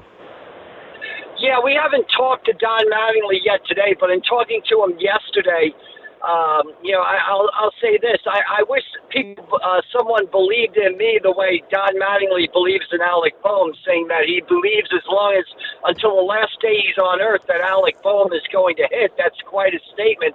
But I think this is a couple of day rest for Alec Bohm. I think it's a thing where you give him 2 to 3 days, give him a chance to clear his head, and hope this works, and hope he comes back and starts to hit the ball before you start to take more drastic measures. So I would expect this to be maybe a 2 or 3 day thing, and then we'll see if that kind of reignites or allows Alec Bohm to kind of find himself a little bit. Yeah, Bohm out of the lineup today.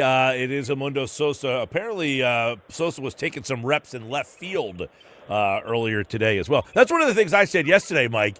I don't know how they didn't say to Sosa, hey, go to winter ball or go play more left field, come to spring training, and this way we could utilize you even more. I know he played left field in one game or something last year, and obviously they didn't feel comfortable enough with that. But maybe they should have thought of other ways to get Sosa so that they had another right-handed bat that they could utilize, because it looks like, Mike, they're going to give Marsh a chance here to play against lefties. Yeah, absolutely. And you're right. They did put Sosa out there. There was that talk last season, sort of the same thing. Why don't you put him in outfield spot? And I think he played one game out there, and then we never saw him again out there. Now, whether that was the team that decided they weren't comfortable with Sosa in the outfield, or was it Sosa himself that said, hey, I'm not comfortable playing out there. The one thing I would caution with Sosa, and we've talked about it an awful lot, is, the more you see Edmundo Sosa, the more he tends to get a little overexposed a little bit, right? Yep. We talk about Edmundo Sosa being a guy, if he gets 300 to 350 at-bats a year, you love him. If he gets 500 at-bats a year, you're probably saying, what's this guy doing out there? So I don't know if Sosa is the answer, but right now, Alec Boehm is not the answer. And Brandon Marsh is a guy who, like you said, deserves to play every day with the way he's hitting the ball. And it's not like they have a great right-handed option to platoon with Marsh, so you might as well just put Marsh out there. That I agree with. My question on that would be, at the expense of Crawford, or do you play Marsh and Crawford? I think you play Marsh and Crawford. You got to when you committed to playing Crawford in center field this year, I think you've got to give him the season to sort of see what type of player he is. If you're going to commit to him as a rookie, you can't put him out there and then 5 or 6 weeks into his big league career, stamp him as a platoon player. So I think you play Marsh and Crawford and see, hey, can they be everyday players? I think Marsh has kind of taken a leap this season.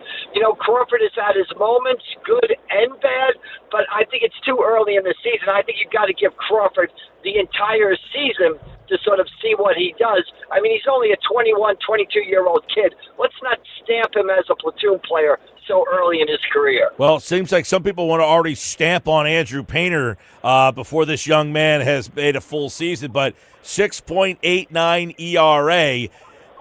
Mike, should we be concerned that maybe he's not ready for this season? Yeah, I don't know if it's a concern of whether he's not ready or not, but yeah, I would be concerned with the way he's performed. I mean, let's remember, his numbers in AAA last year were not great, right? So last night I was at the game, the velocity was fine. He's throwing 96, 97. He just couldn't command the fastball. And if you're going to leave the fastball over the plate, I don't care how hard you're throwing it. Big league hitters are going to take you to town. And that's what the Athletics did last night against Andrew Painter. So yeah, put me down in the concerned column when it comes to Andrew Painter. Not ready to give up on him at this point. Not ready to send him back to Lehigh Valley. But yeah, he's got some adjustments he's got to make, and we'll see if he can make them. But yeah, mark me in the concerned category when it comes to Andrew Painter. Well, Mike, much like the center field, the Marsh thing, they don't really have a right-handed option for Marsh.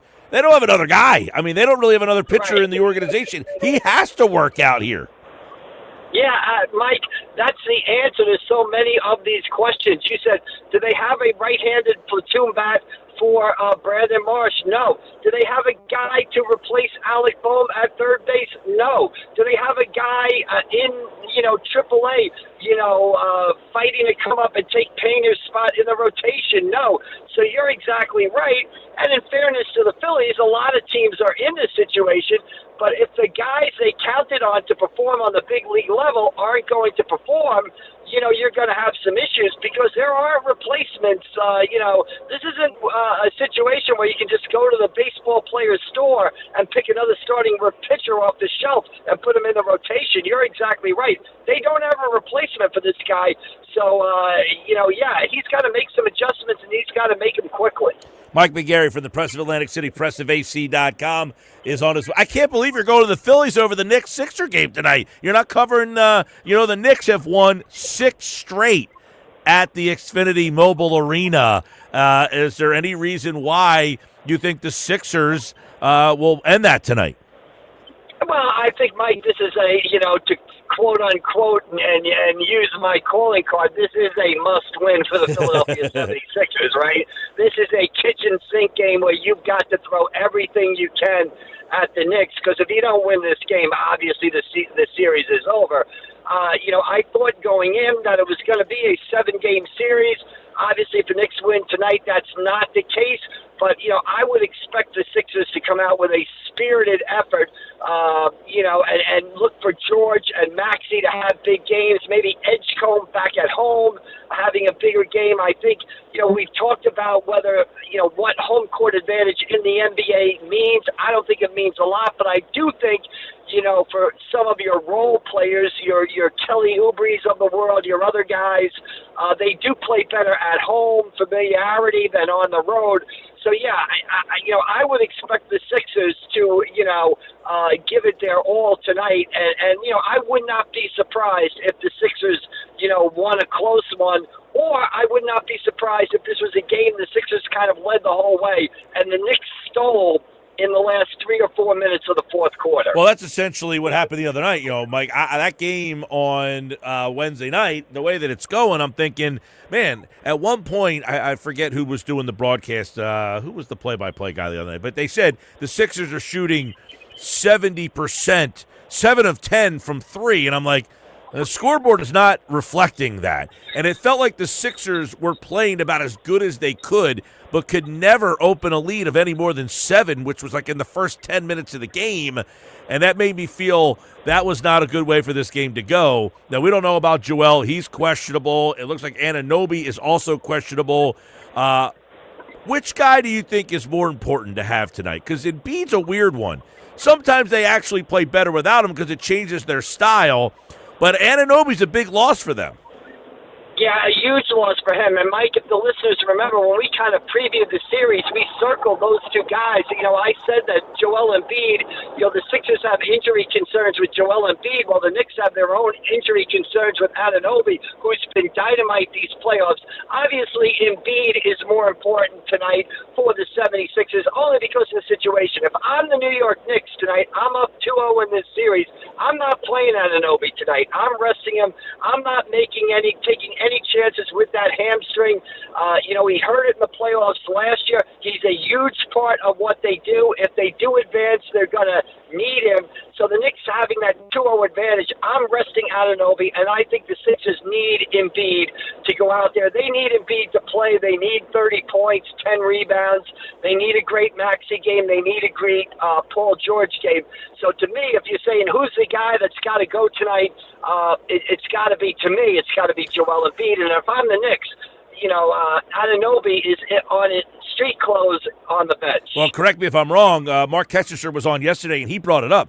He said the Pacers were down 2-0. Anunoby hurt his hamstring in that series last year, and the Pacers went on to win that series. That shows you how important he is to that team. Absolutely. Knicks fans will remember him trying to play in Game 7 with that hamstring heavily taped up and not really able to give it a go or be effective out there. And, Mike, he has played dynamite in the playoffs. He has been outstanding. He has been that third guy behind Brunson and Cat that the Knicks have lacked in the past. So, again, I'm not taking any chances with him. If I'm the Knicks, I'm saying I'm really playing with house money tonight, right? If I'm the Knicks, I want to get 1 out of 2. I know the Sixers are going to be desperate tonight, right? So I'm going to rest Anunoby tonight and then see, how he is for Sunday afternoon. Now, I tend to agree that I probably sit Anunoby tonight. Much bigger picture for them. If they lose tonight, they're still, in pretty good shape here. The Sixers situation is odd, though, Mike. I mean, they play well without him from time to time, but not good enough to win, it seems like. But then you've got to reshift him back in, and then you seemingly lose that one because it's like, all right, now we got to change back. And then, he kind of clicks it. It almost takes like one game for him to kind of click in and get everything rolling. That's why it's going to be very interesting tonight to see if he plays and how he kind of incorporates it here. But we know this. They need more help. And it didn't help the situation that you got Jared McCain cranking threes, 4 of 5 from beyond the arc, 2 straight games, and the Sixers can't get a guy to shoot the ball at all. So if Embiid plays or not, they need to go a little deeper here. They need more depth. Yeah, and Mike, that's what is a huge difference in the series. Again, we talked before the series started, and it was borne out by the first 2 games, right? The talent level at the top of both teams is pretty even. I mean, Embiid, Maxey, George, Edgecombe versus Brunson, Cat, Anunoby, and Mikal Bridges. That's pretty even. I'd give a slight edge to the Knicks, but any given night, one team can get the better of the other when it comes to those 4 guys.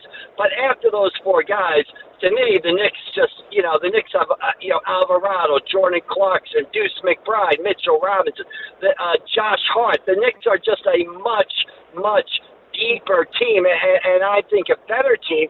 That doesn't mean the Sixers can't, kind of rally and rely on their stars to win 1 or 2 games in this series. But the Knicks' depth has been a big difference in this series, and I don't know where you find that depth, between games 2 and game 3. All right, Sixers and the Knicks tonight right here on 97.3 ESPN. And, of course, game number 4 is Sunday afternoon, Mother's Day. You got a Sunday afternoon Mother's Day. Mike, you like that? I don't mind it, Mike. You got to have an understanding mother and an understanding wife. The Knicks haven't been in the playoffs in a long time. So, take care of the Mother's Day stuff early, get the flowers, get the brunch going, and then you go from there. Mother's Day always a tricky day to sort of handle for a sports fan, basically. Yeah, it's a 3 o'clock Mother's Day tip for the Sixers and the Knicks. All right, Mike McGarry for the Press of Atlantic City, pressofac.com, heading to Citizens Bank Park for the Phillies and the Rockies. Thanks, Mike. All right, Mike, we'll see you down the road. Take care. There's Mike McGarry, everybody. Check out his stuff over at AC Press McGarry on the Twitter X platform. So let's break down a couple of these things here. One, we're going to talk to Paul Hudrick a little bit later because by 4:30, we might have a little better understanding. Right now, Embiid is questionable. So the conversation we were having, if I'm the Knicks, I sit Anunoby. I don't play Anunoby tonight. If I'm the Sixers, you have to, if Embiid is ready to play, I mean, obviously you play him. It's not one of those things where we're going to try to sneak a game without you. That was the game the other night you tried to sneak without him. And I say sneak. But it's almost like, so, not that I've driven a trailer, like a trailer on the back of your car, but from what I've been told, there's like a delay. You turn, and it doesn't turn right away. There's like a little bit of a delay before the wheels before the trailer kind of does what you want it to do. So if you want to go left, you turn right. If you want to go right, you turn left. But if you're a newbie at doing that, you turn right and the trailer doesn't go left, you're like, why didn't that go left? Well, there's a little bit of a delay. That's seemingly the Sixers when Embiid comes back. The first game, they turn the wheel and nothing happens. It's that little half-second delay. It's the second game. Because, listen, I'm not saying that the next guy's as good as OG Anunoby. He's not. But at least he can do the same things as OG Anunoby, just not as good. You know what I'm saying? Like let's say Anunoby doesn't doesn't play in the game. All right, so Anunoby's out tonight. The guy who takes his place in the lineup is similar in terms of skill set. You could do a lot of similar things. I mean, I would imagine that Miles McBride maybe or Clarkson, one of those guys, maybe starts, and then Bridges is kind of the end. But whatever. My point is, there's nobody on the planet, not one guy on planet Earth, that could do what Joel Embiid does. Like, the drop-off from Embiid to Drummond, skill set-wise, is astronomical. So you have to play a completely different way. The Knicks don't have to change their style of play because Anunoby's not playing. They're just getting a lesser guy who does similar things. That's not the case for the Sixers. When Embiid's out there, they're a lot slower. Frustrating for some people. Probably better in the big picture for the Sixers. Ask the Celtics. But just putting him back on the floor, there's an adjustment period to get reacclimated to Embiid being back out there. If you're Maxey and Edgecombe, the last time he's not there, you're taking the ball to the basket at free will. When you can't do that as much with Embiid there.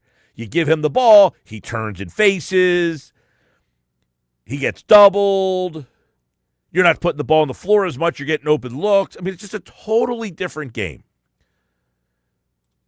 So at about 4:30, we will see if there's any decision made on Joel Embiid. I'm sure, Paul's going to be there. He'll be talking to us at 4:30. Early coverage tonight on 97.3 ESPN begins at 6:30 of the Sixers and the Celtics. The Sixers and the Knicks. Listen to it all right here with Tom McGinnis on the call. When we come back on Sportsmanlike Moment of the Day, we've got that coming up later on, plus Paul Hudrick, Bob Wankel. Nuggets, a little late night Nugs tonight. Barbecue sauce, 5:30 Nugs. All right, stick around. More Sports Bash coming up.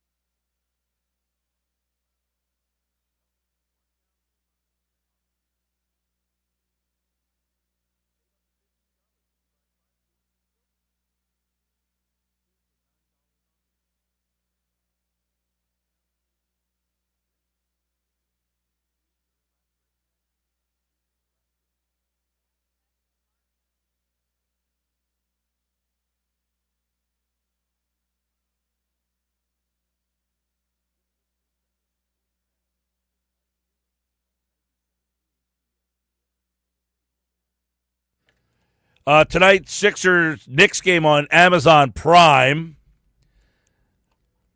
Ian Eagle and Stan Van Gundy on the call. Now, I like the team, Van Gundy and Eagle. Good one. That's a good one. But not a big fan of the Prime. I don't mind the Prime. I mean, I don't not like the Prime. I just don't. I like to be able to go back and forth between the Phillies and the and the Sixers. More than fair. Definitely. That's the problem. So, according to reports, the NFL is like trying to pawn off all these games. They have like 5 games that they're like trying to find a home for. Yeah, they're basically like they reopened the negotiation for specific primetime games because they're trying to like get more money out of the network. Yeah, so some of them, they're talking to like Netflix, they're talking to like Netflix, YouTube, and maybe Prime. I think Prime, so. they're trying to get more money out of them too. Yeah, so I don't know what's going to happen there, but we'll find out the schedule released next week, and we'll have that all week long. Sal Pal on Friday for a special Sal Pal Friday here on the Sports Bass Live 97.3 ESPN. See, to me, the biggest problem with all of these different platforms isn't necessarily the platform. It's what you just said at the very beginning, who the broadcasters are. Some of these games, these broadcast teams, you're just like, I have zero interest. Well, that was last night was TNT. Right. I would get text people be like, who are these people? Yeah, Alex Faust, I'm aware of. He does the Kings games. I think he also does Apple TV. He does the Apple TV baseball games. Yeah. I have no idea who the woman was, and I had no idea who the gentleman was who was the analyst. Faust I've heard of before as the play-by-player, but that wasn't a streaming service last night. No, but my point is that like it's like these crews have been stretched so thin across the board from like element to element that it's like, well, it used we got to to find somebody. Like the first 4 Sixer games are on 4 different broadcast channels. Horrible. It used to be that the broadcaster could stick with the series. Yeah, and get like a feel of that particular series. He would, the 2 national guys would kind of sink their teeth into that series, and they would do the whole thing, and they would have a great understanding of these 2 teams by the end of it. Well, every single night you're getting a different crew. You can't get any rhythm in these broadcasts. But tonight it's Sixers and the Knicks, and of course you can listen to the game with the great Tom McGinnis. He calls every game for the Sixers, and you can listen to him only on 97.3 ESPN Down the Shore. When we come back, it's today's Football at 4.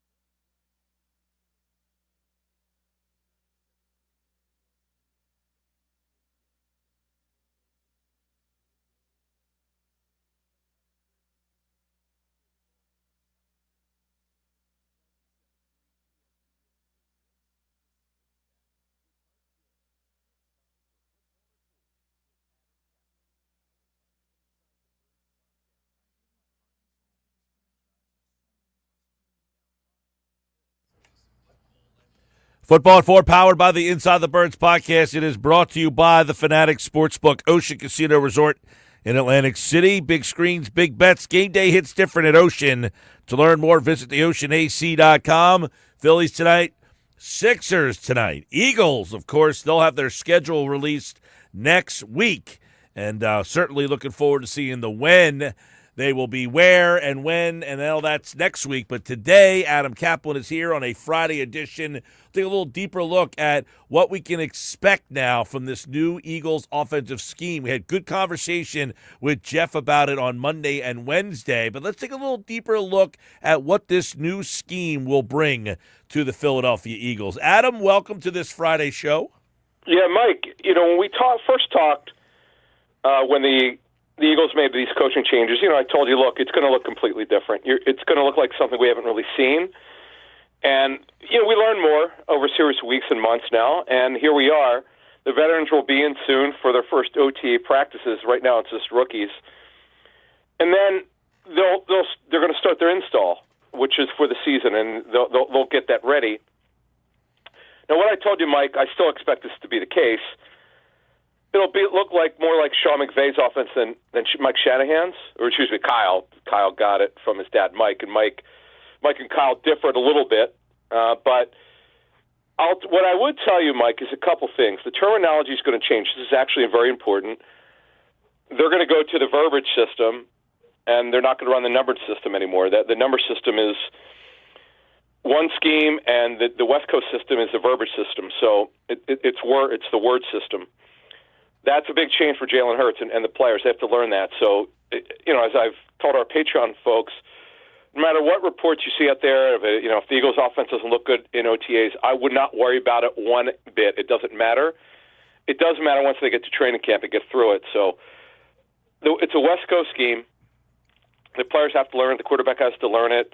And one thing you're going to hear, and if you listen to our depth chart series, our intel series on their entire offense, we're doing it by position. The tight end one dropped today, which was a lot of fun. The offensive line one, when we go over guard centers and tackles, that drops Monday. There's so many new coaches, Mike, on offense. They've got to learn these players. Like, it's one thing to watch tape, but a lot of these new coaches have not been around these players. So there's a lot that they have to get used to. Yeah, so we haven't seen the West Coast system here in Philadelphia. Really, back to Andy, I guess, was the last time? Well, Doug Peterson ran a spread West Coast, I was told.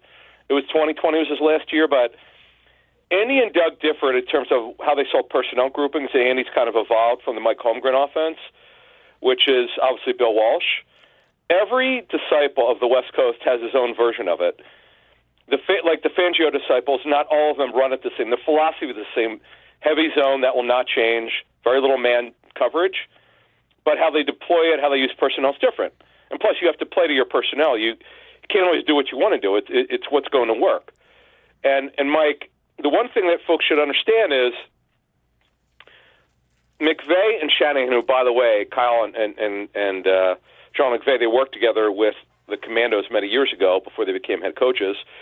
They still believe in the running game. This scheme, now we know that they've added a lot of talent in terms of the pass game.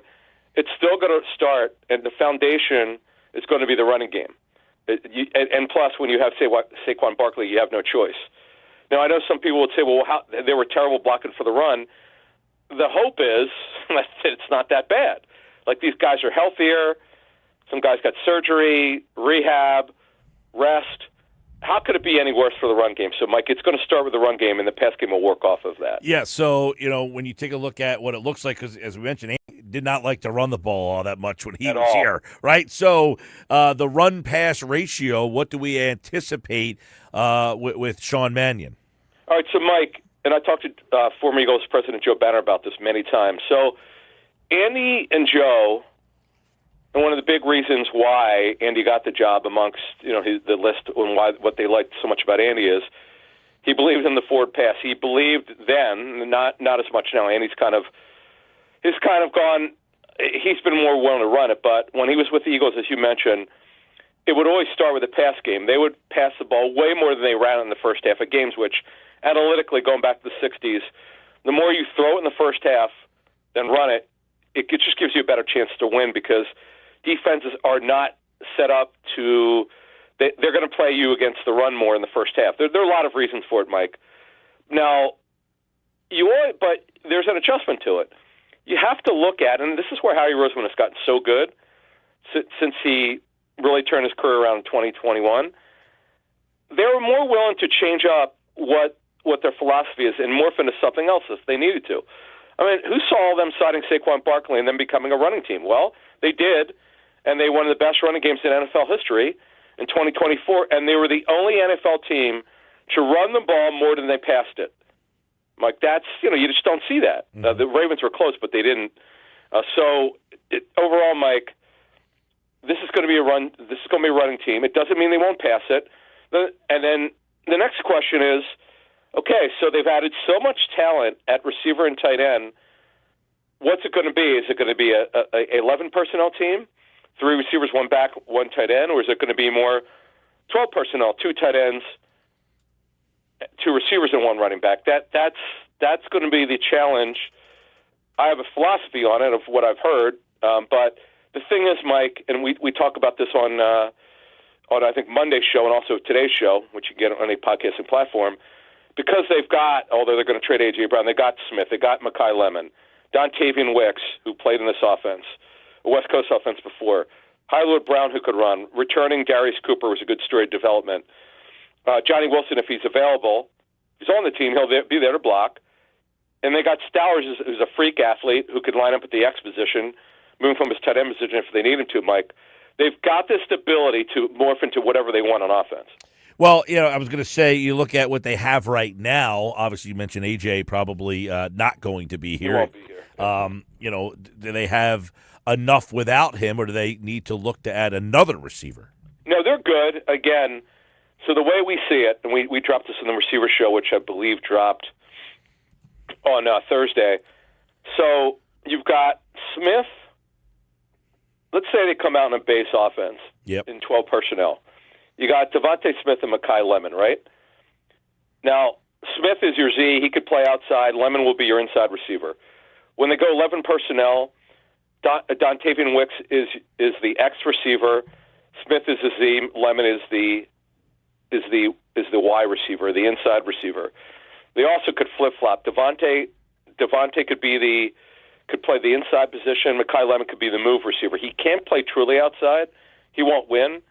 That's the way clubs I spoke with about Lemon, and many said the same thing. They just don't see him winning as a true outside receiver. You have to reduce him, which means you start him 3/4 outside, then you move him more inside to help him get freed up. And then Hollywood Brown, Mike, when they're in 11 personnel, you could go with what we call the speed package. Hollywood Brown, Devontae Smith, Eli Stowers, Dallas Goedert, and then this is kind of comical. He won't be with the team almost certainly. But can you imagine if Quez Watkins made the team? He could run. Why is he still in the league, Mike? He can run. Yes, he can run. Hollywood Brown, he can run. Yep. But what about the quality? So it goes to the quality of depth on the offense. How many, how deep are they at wide receiver? And Jeff and I talked about even running back the other day. Yep. All right, so we also did a running back part. So I'm gonna give you a sort of Cliff Notes version. So the depth at receiver potentially should be very good without A.J. Brown. Smith and Lemon, interchangeable in terms of inside or outside. Wicks could play. He has actually lined up inside, and he's just under 6'2". He's a big 6'1" 3/4, by the way. Hollywood Brown, Darius Cooper, who could play. The guy's a quality backup receiver. And Elijah Moore, I didn't mention him, Mike. I mean, he's a long shot, true long shot. He could play the Z or the slot position, so they're going to be good there. Let's get to tight end. Now, it's insane. I mean, they have 8 tight ends on the roster. They'll keep 3 or 4, probably 4. The locks are Goddard and Stowers. And if Johnny Monk could still play at 31 years old, remember the Jacksonville Jaguars cut him. He's here specifically because of the West Coast offense, and the OC was with him in Minnesota. Munt will be their backup wide tight end, their inline blocker. Then the question is Calcaterra on the roster or our dark horse in Daquan Wright? He's our deep sleeper, Mike. Daquan Wright is that guy who's really talented out of Mississippi. He did have a bad right shoulder last season. That's concerning. He's got to show he can block. They gave him a little bit of guaranteed money. He is, like, if you looked at sleeper players He's one of my top guys on this roster, offense and defense. Yeah, he's that guy that we're going to talk more about in training camp. Mm-hmm. But they've got this ability, Mike, and they've got depth. Like, they have depth at tight end between God or Calcaterra, they have to use, if he's on the roster, Mike, and look, the tape showed it, our information showed it, they completely misused Grant Calcaterra. Remember, the reporters would ask Sirianni, like, why do you keep using him as an inline tight end? And he never would answer the question directly. It would bother the hell out of me. Terrible coaching, Mike. Now, Eli Stowers, look, he's a move tight end. He can't block right now. He's got to show he can be on the football field. But the good coaching is you don't ask him to do things he can't do. Keep him on the move, and that's how he could cause interference. And then Jeff and I talked a little bit about this. In 2022, they tried to throw a lot. Then they pivot to a running team. That worked out. So the offensive line plays a big role in all this, too. Like, if this, pass game or West Coast or whatever you want to call it doesn't work out, I don't know what they can pivot to this time around. Well, the thing is, you can't, it was always Sirianni's offense. And it was never Sirianni's offense is a combined scheme. It was never a West Coast. It was timing-based, but it wasn't really true West Coast. It wasn't Norv Turner. It wasn't the Norv Turner system, who we had some roots in. So I think right now, Mike, it'll start with a run. If it's not working, it's not like you go back to Sirianni's scheme. If you did, then Sean Mannion would not be calling the plays anymore. He wouldn't be the offense coordinator. That won't work. That's not what they're looking to do. That's not what they're thinking or their thought process. But it'll start with a run game. They're going to have that. Now, as we get finished here, Mike, behind Barkley, it's Bigsby, it's Shipley. Now, Shipley, to me, has got more juice than Bigsby. Bigsby, though, is explosive in his own way. Shipley's got better straight line speed. The coaches have to do a better job of figuring out how to get him on the football field. He's not as physical as Bigsby or Barkley. He's not as strong physically. It's a problem.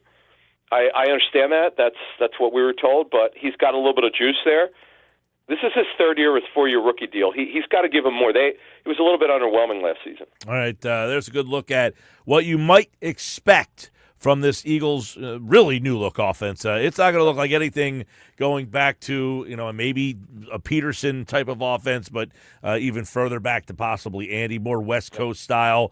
We'll see. We'll all see it all get underway coming up when the mini camps get underway here in a couple of weeks. So what's that, 2 weeks from now, the mini camp, Adam? Yes, yeah. Then you got the mandatory camp, which is that's when you know it's serious because, Mike, those are the last practices before training camp, and you're trying to set a good impression before everybody goes on vacation. And I could tell you, you always see the urgency with the rookies. They know it, because the veterans have to be there, and they know that it's their last chance. And I always like watching those practices. All right, we will, of course, be all over those practices and more here on Football at 4. Adam Caplan, have a good weekend, man. You too, man. See you. There he is, Adam Caplan, Football at 4, powered by the Inside the Birds podcast and brought to you by the Fanatic Sportsbook at Ocean Casino Resort. Go to the gallery, go to the bar, booking games for every game day destination. Huge screens, great drinks, and all the sportsbook action you'll want. Perfect place to watch every game and celebrate every win at the Fanatic Sportsbook. So he had talked about A.J. going to be traded. We were talking about wide receiver, and he said, what's the wide receiver's role in this offense? It's going to be a different role than it was in the Sirianni offense. But the other day, Schefter comes out and says that obviously A.J. is going to be traded. But the thing that he mentioned was that it was going to be for a 2028 pick, first-round pick. So, obviously, the people in New England, and this is an interesting story. There's so much to this story now. Because, obviously, I don't know if you've been living under a rock, but the coach has been in the news a lot lately. And yesterday, a new video surfaced of Mike Vrabel going on a boat ride with Diana Rossini, just the two of them. And this video is from 2021 or 2022, sometime back then. And it's just the two of them on this boat. So obviously somebody has more stuff that they just keep dropping because for whatever reason, maybe they want Vrabel to come out and say, yes, I was having an affair with Diana Rossini. He hasn't really come out and admitted that. He just kind of vaguely said that he's made some choices. And then she has just vanished off the face of the earth. Although she could be at the Deauville in Strathmere right now. Well, when she was on our show, that's where she said, I don't know that she's going to be going to the Deauville in Strathmere this summer. That's probably not going to happen. I could be wrong. But there are people now that are wondering, and I'm one of them, I guess, to some extent. Isn't the press, like the whole pressing thing for A.J. Brown to be traded is because of Vrabel? And there has been some insinuation, what if Vrabel, the pressure just starts coming down and more keeps coming out and coming out and coming out, that Vrabel's not the coach anymore? Then what? Does A.J. want to still go to New England and play for whomever? You know, who? Oh, Josh McDaniels. Josh McDaniels, the OC. So, I mean, I would assume he'd be like the break glass in case of emergency head coach. But have you thought about that angle? Like, is this all is it all predicated on Vrabel being the coach? I think it's in part predicated. I think it also goes back to the comment that Schefter made a couple of weeks ago on Sportsmanlike, where he talked about, he made the comment that, which was said a couple months ago by Albert Breer, repeated the same thing, which is the idea that AJ wants to play for a different type of quarterback. So some of the media pundits have made it sound like, yeah, the Vrabel thing is there, but also it's AJ wants to be with a different quarterback. Okay, but we do think a lot of this has to do with Vrabel and that's the starting point. Brown's relationship. Right, because Vrabel drafted him. Yeah. If Vrabel's not there, does AJ still really want to go there? Right, and as you said, it's interesting because now the people in New England are talking, and so for those who don't know, Tom Curran is... Hold on a second, though. Yeah. But I just want to further on this Vrabel-Rossini thing. Okay, my bad. This is not going away. No. This has now reached TMZ, Page 6. It's a tabloid. These companies are getting clicks, which means they're making buco bucks. Yes. So now it's not that they're just like, okay, we got these pictures, we put them out there. People have seen the reaction to the pictures, and now they're looking for more. Right. And they're finding it. So this is not going away. It's not going away for her. It's not going away for him. She hasn't said a word, and she's still in the news. I mean, it's been about 3 or 4 weeks since the first pictures came out. And I feel like every day when I go on my media feeds, I see another random show, podcast, posting a reel of, this was Diana Rossini in 2021 or 2022. And he is going to be the coach, possibly, of the Patriots, and he's going to have questions asked to him. At some point, he will be at a podium, and he's going to have reporters in front of him, and they're going to ask him questions. This is not going away. So I find it very interesting to see what that means for this trade. Now, my intuition says that they've gone too far, the Patriots, and I would imagine that Mike Vrabel is still the coach less than a month from now, which is June 1st. Yeah. That's just the way I'm kind of looking at this right now. I mean, and I also hate to say it this way because I'm not trying to dismiss or diminish the whole situation.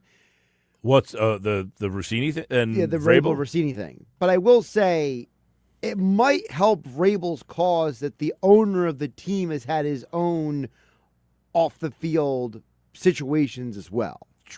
I honestly, and this is like where this is all kind of, I don't think the players, the ownership, I don't think anybody cares. I agree. I don't think anybody cares what he did, and that's just a sad reality of the society and the true. world that we live in. I don't think anybody cares what he did. I just think the owner might be more sympathetic. Maybe another owner would be. That's all I'm saying. Yeah, possible, maybe. I don't know. She's done. I mean, she has lost her job. She's lost her everything. And I don't know where she gets another job. I'll tell you where she gets another job when she writes the new book, telling all about it. That's her next. That's her only avenue, though. She's gonna become a best-selling author. I mean, she could essentially start her own podcast. I just don't see her getting a job where she's hired, where her hireability was based on her credibility. Right, but the only way she gets it back is if she writes a tell-all book. Possible, but again, she can't utilize like a social media platform to promote her work. Correct. Because anytime she posts something, the comments are just going to be ruthless. Yeah, they're just going to be Twitter troll. I mean, just being, I don't have a name, I make up a fake name, and then I comment because you don't know who I am, right. And I can say whatever the heck I want because you don't know me. Well, that's why I'm saying she can't post anything, even if it's true. Well, like for example, and I'm not saying it's apples to apples, so please don't do that. But this is Josh trying not to be literal here, okay? So let me a chance to explain it. So I'm currently finishing up Lee Steinberg's book. I had Lee Steinberg a couple weeks ago hanging with Hennig. And when he went through his alcohol addiction, when he had his comeback from addiction and being in the limelight, there were a lot of people who were like, we can't trust you. You're an alcoholic. You're a loser. So he had to rebuild his reputation. Well, he said one of the keys to rebuild his reputation was to write a book.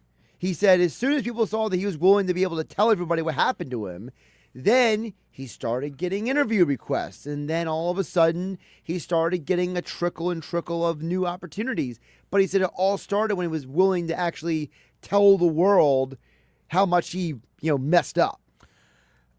Possible. I still feel like she posts something, let's say on Twitter, X, and it's hearing Aaron Rodgers is going to sign with the Steelers this week. Where'd you get that information? But maybe said in a little bit more nasty of a way. Right, than more disgusting. Even if it happens, even if it becomes true, it's, how'd you get that? Well, that was already happening to her. Remember, that was one of the things that you talked with her about back at Radio Row, is that there were a lot of times that she reported something, people were ripping into her on social media. Yeah, they were ripping into her differently. Correct, but now it's going to be worse. Yeah. All right, so let's hear this. Not about Diana Rossini. So Tom Curran, who's covered the Patriots for decades, forever, he was on his podcast, and he basically kind of gave his reaction to the Adam Schefter report with his co-host Phil Perry, who also covers the team. It's at this point just a foregone conclusion from what I understand. Eagles and the Patriots will, and I'm parenthetically adding this, get together on A.J. Brown. The only question is, what's the compensation? I think from what I've heard, this is a future first rounder, but there could be something in return that would set it up so that it's not as much for the New England Patriots to give. So a future first round, but they're going to try to set it up so it's not so much. What does that even mean? Well, that goes back to the Schefter report where he said the 2028 first round pick. Still a first round pick. But the reason why it's 2028 is because there's a lot of people who think the 2027 draft class is going to be like a historic talent draft class. Okay. So they give up the 2028 instead. Right. Which I'm not thrilled with. Right. You've said numerous times that you want a little more immediate return on the trade value. Yeah, I think you need to help the 2026 Eagles out. Not the 2028 Much like Eagles. I thought you needed to help the Flyers' current roster out. Right. When Danny Briere came out and said, well, don't really care about this team. I really care about the future. And now you could have used some help. I don't know that making a trade would have helped this particular team against this particular opponent. Yeah, that's a conversation another day. But, so Curran's co-host who works for NBC Sports New England up there is Phil Perry. And he brought up the point that he thinks that Tom agreed with him that basically this all comes down to compensation, this trade. And so that's where I find the Schefter part of the report interesting, because I think people hear it would involve a 2028 first-round pick. That doesn't mean A.J. Brown in the fifth? A.J. Brown straight up for a first-round pick. It means something else. So That to me, whatever would be coming back, if it is a first round pick in 2028 that goes, whatever comes back to me is significant. Because if it's a fifth or a sixth, it's like, who cares? What's the point? But if it's a third or a second, okay, now that makes a lot more sense to me. Yeah, see, I don't see the Eagles saying, I'll give you A.J. Brown in a second or a third. No, and because if anybody watched, whether it's the Eagles version or the ESPN version of what happened on draft night with that trade with the Cowboys, you saw the Eagles were like, when the Cowboys wanted a third-round pick for that first-round pick, they said, no, we'll give you 2 fourths. Well, they couldn't trade 98 because they had already had that established to go for Grenard. So that was one of the reasons why they couldn't do that. But still, Howie's not going to just. No, I don't think he's going to attach A.J. Brown, and I'll give you a second, maybe a fifth, but not a second. I don't see that happening. Definitely not a second or a third. All right, Sports Bash Live, 97.3 ESPN. When we come back, any life left in the Sixers, and what's the latest on Joel Embiid? We will find out from Paul Hudrick, Liberty Ballers, Sixers tonight in Philly. You can listen to the game on 97.3 ESPN.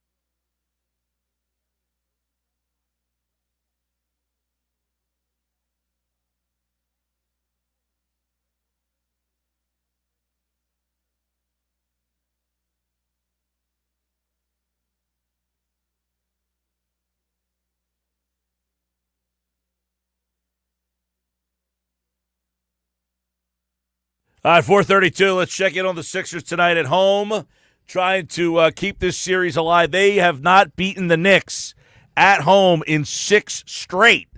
Last time they beat the Knicks, 2024 in Xfinity Mobile Arena. So think about that as the Sixers get ready to try to save their season tonight. The Flyers were not up for the task last night.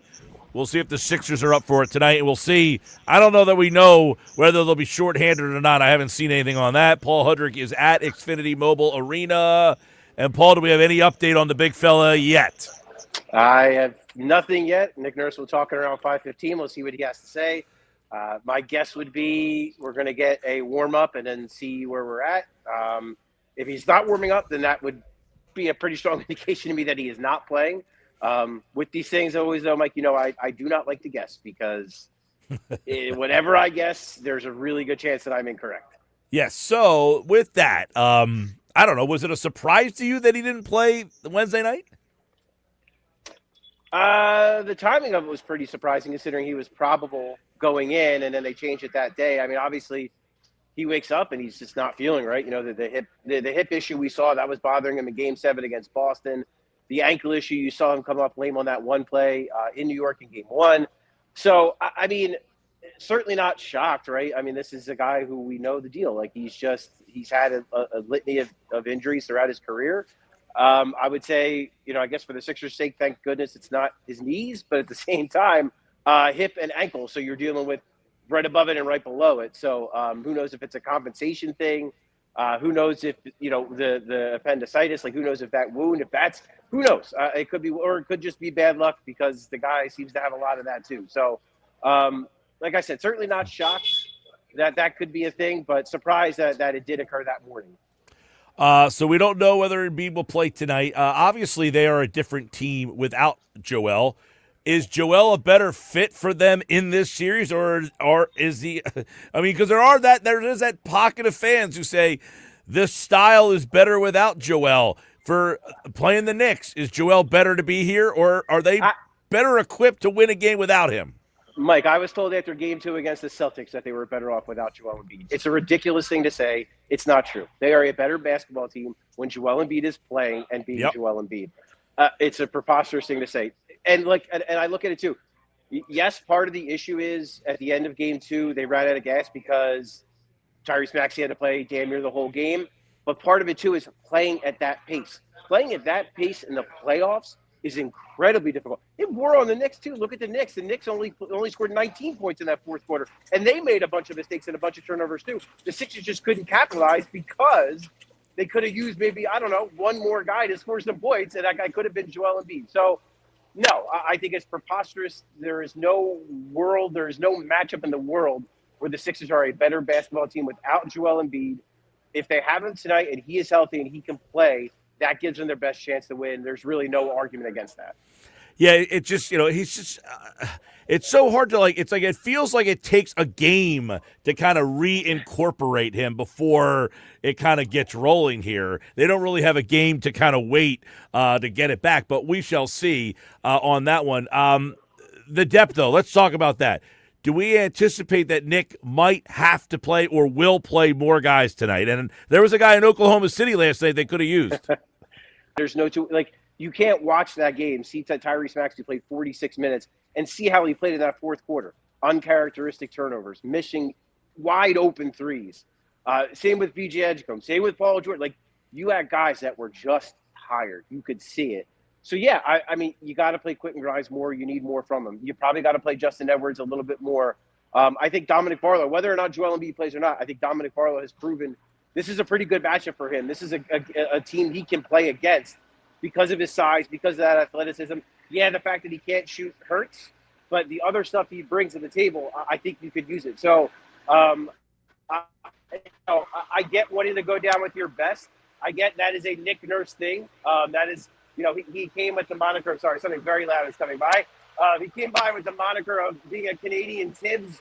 And I think you see that a little bit at times. He's going to go down with his best players. But at the same time, yeah, I mean, the best course of action sometimes is to give Tyrese Maxey a break. If you get killed for the 5 minutes he's off the court, at least you'll then have him for the last 5 minutes where you have a chance to maybe come back and win the game. So, yeah, you mentioned Barlow. Is there another – I mean, it even feels like they have to go deeper than that, too. Like, it almost feels like they need to find another guy to take some guard minutes. Even like Campaign, who's not here anymore. I was thinking to myself, man, even he would have helped them because he could give them 5 to 8 minutes. He could make a three, give you a little energy. Even not having Payne seemingly is catching up with them now. Is there somebody else outside of Barlow that they can get some, ball handling minutes? No. It's just Grimes. I mean, to me, it's just like Grimes has to play more and he has to be better. I mean, that's it. Okay. You traded Jared McCain because you believed in Quentin Grimes, right? Like, that's a big reason why they felt comfortable. I hope that wasn't the real reason. Said, well, listen, I asked Darren Morey at the deadline, and he said, Quentin Grimes is a guy we think fits great into our team. We would like him here long term. We would like to re-sign him. This is his moment to prove that should be the case, right? Like, they need more of him. They need more scoring. They need more ball handling. They just need him to be better. So, I mean, that's really it. Because, yeah, the reality is, too, look at the Knicks, look at the Sixers. The Knicks are a deeper team. There's no way of arguing around that. The Knicks are simply a deeper basketball team. So, to overcome that, the Sixers are going to need a Quentin Grimes, a Dominic Barlow, a Justin Edwards, multiple ones are going to have to step up and play better. And they're going to have to take the load off of guys like Maxey and Edgecombe and Paul George to make it work.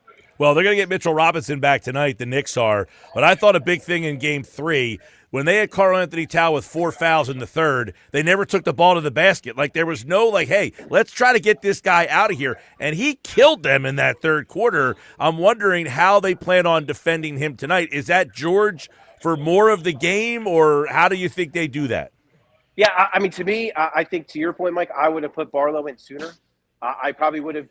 But he had no intention of playing Barlow until Bona got his fourth, right? Listen, that seems to be the case. And for me, as soon as I saw Andre Drummond has given the Sixers everything they have. But as soon as I saw him in the first half, I would have gone to Barlow immediately. And it would have been Bona and Barlow playing in the second half, and that would have been that.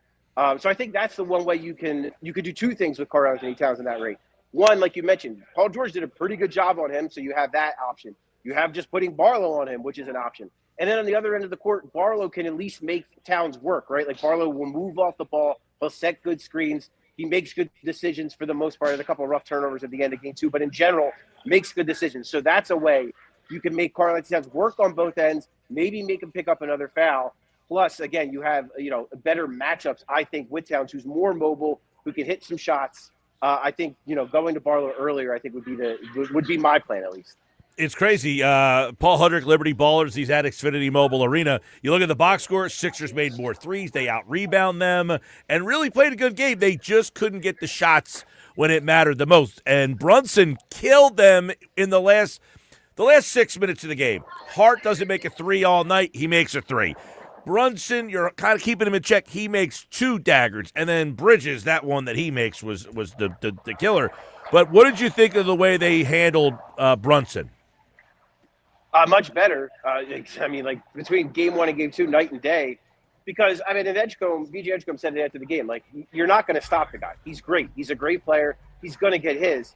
The best you can do is make him work and try to make his shots as difficult as possible. And I think they did that. I thought VJ was really good. Early in the game plan was we're not switching.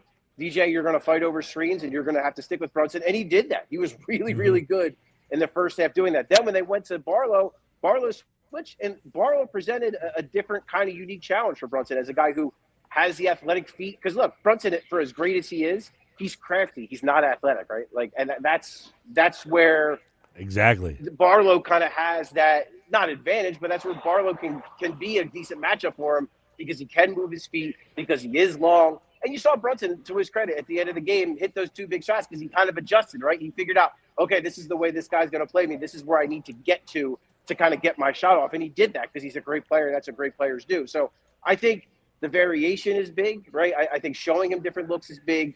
I think VJ just playing better and just playing harder was a big help. But again, you're asking him to do a lot. He's a rookie. He's 20 years old. And you're asking him to guard an all-NBA basketball player. So the task is very big. I know it's early. Any indication on the crowd split tonight? When I was driving in, it was really difficult getting in a parking lot, and I saw maybe 2 New York license plates. couple jersey ones too, but I also have a jersey one, so who knows? Right. What this is there. So yeah, there's a long dispute about who actually which like jersey is. Like, listen, man, if you go to South Jersey, that is not Knicks territory. I hate to break it to you, that is Sixers country. Yeah. But anyway, yeah, no, I mean, I think it's going to be a pretty healthy Sixers. Well, crowd. because we had people of course texting. It's going to be Knicks crowd. Yeah, we had people texting in that the Flyer crowd last night was really weak, but the Game 6 Sixers Celtics crowd was amazing. So, Mike, the Sixers crowd. Listen, the first round, I give this fan base so much credit because there are so many reasons for them to not show up and not spend their money and not come. Right? Like there really are. So for them, that Celtics series, it was an extreme. Like there weren't that many Celtics fans, and the Sixers fans that were here were loud. They were engaged. They were trying to will the team into games they didn't win. Like it was for the 3 games that they were here in Philly in the Boston series. I was really impressed with that Sixers crowd, I have to say. all right, well, we'll see if Joel plays. Knicks Hawks when? So, Nick talks at 5:15, so probably about a half hour from now. Okay, 5:15. At Paul Hudrick, Liberty Ballers. We'll see if Joel plays. Sixers Knicks tonight. Paul, thanks, man. You got it, Mike. Anytime, man. Yeah, man, and I'll tell you what. The one thing as he mentioned is you never guess with Joel, but it is so up in the air with him right now. Here's the conversation. 1, I am not an advocate of not having Joel sit if he's healthy. He has to play if he's healthy. But as and you can't do this, but who was talking about it the other day? You don't have to maybe – the problem is they need to get creative in the non-Joel minutes. That's where I think they have some big problem. When Joel plays, you're always forced to play him so much. He goes from not playing at all to them playing 40 minutes almost, 38 minutes, because they really just don't have another option. So that's where tonight, if Joel does play, who was saying yesterday? Was it yesterday? Maybe Keshisher might have been joking around by saying, like, he doesn't start the game. He's like a closer. He comes in and plays like the last 10 minutes of the game. And, the team is playing up and down, and they're tiring the other team out. And then it's like, and now we bring in this guy, when you are kind of worn. Yeah, so one of the things Kester was saying yesterday was that, that the game 2 would been a perfect game for Embiid to just come in the fourth quarter. Right. And like a closer. Right. And because the idea is that, like, maybe you don't need Embiid to play the whole game. Maybe you just need Embiid to play when you absolutely need him the most. And maybe the idea is, I heard Jay will bring this up as well this morning on Get Up, where Jason Williams was saying that, the Sixers had a good strategy until they ran out of gas in game 2. Well, that's what Paul was saying. The fact that both teams, the Knicks too, the Knicks only scored 19 points in the second half because they started to run out of gas. Yeah, so maybe, like you said, you can't literally do this, but you can't. But maybe if the idea is, hey, Joel, if you're going to play tonight, we're not going to give you the full maximum minutes in the first half. Listen, I don't want to harp on the McCain thing, but he played. Oh no, please harp with the McCain thing. He played. You know how disgusting it is watching him go bombs away in the playoffs for the Thunder. Like they literally said it last night on SportsCenter, like, "Hey, there's that McCain guy again shooting threes."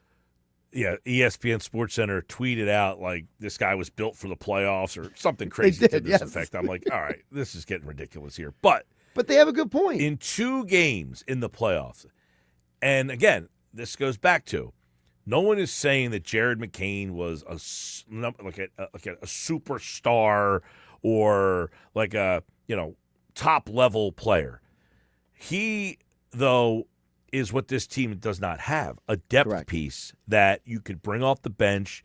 Now teams are going to exploit him because he's not a great defensive player. But just like Paul described about Brunson's not the greatest athlete in the world, but he's crafty. That is what Jared McCain was. He was a crafty scorer who was a pure shooter.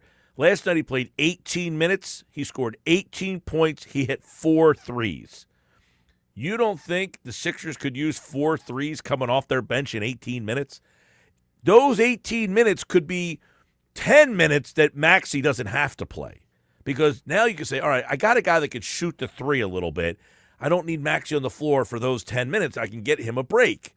And in game 1 for Oklahoma City, he comes out and he plays 15 minutes and he hits 4 threes in the game. So for 15 minutes, that's all he played was 15. And if he can shoot 4 and hit 4 threes, that's a huge difference maker that the Sixers just don't have right now. And I was tweeting with Sean Bernard, who covers the Sixers for Crossing Broad this morning. And I said, even if they just had Campaign that could come out, and it's one of those nights where Campaign hits a couple threes and plays 8 to 10 minutes, that would be a difference. They don't even have him. All right, 4:47, next hour, Bob Wankel, a Mike and Bob Phillies baseball chat for a Friday. I haven't had one in a little while. We'll do it tomorrow, coming up at 5, next hour. And then the Nuggets at 5:30 tonight. We'll get Nick's take on everything that's happening. Flyers lose, Sixers tonight. Phillies lose last night, Phillies tonight. Big weekend. Stick around. More Sports Bash coming up.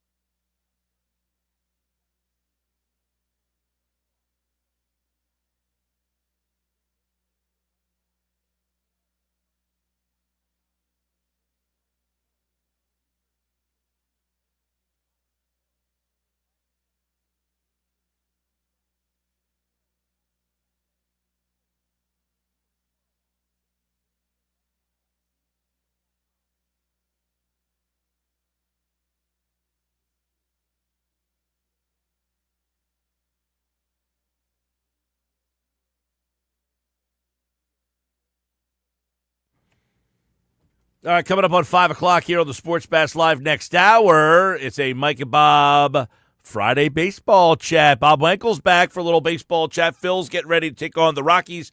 Let's not forget the Phils. You know why? We can't let them off the hook when they don't play well. And they got some news going on. Alec Boehm not in the lineup tonight. However, Don Mattingly has said he will be back in the lineup tomorrow. Is that the right decision? And what about Edmundo Sosa? You know, somebody I heard on the radio yesterday, there was a guy, I can't see him, but he said that why did the Phillies give Edmundo Sosa an opportunity to play the outfield during winter ball and in spring training? Well, guess who was in the outfield today? Yeah, that guy, Sosa. We'll discuss it coming up next. Bob Wankel joins me.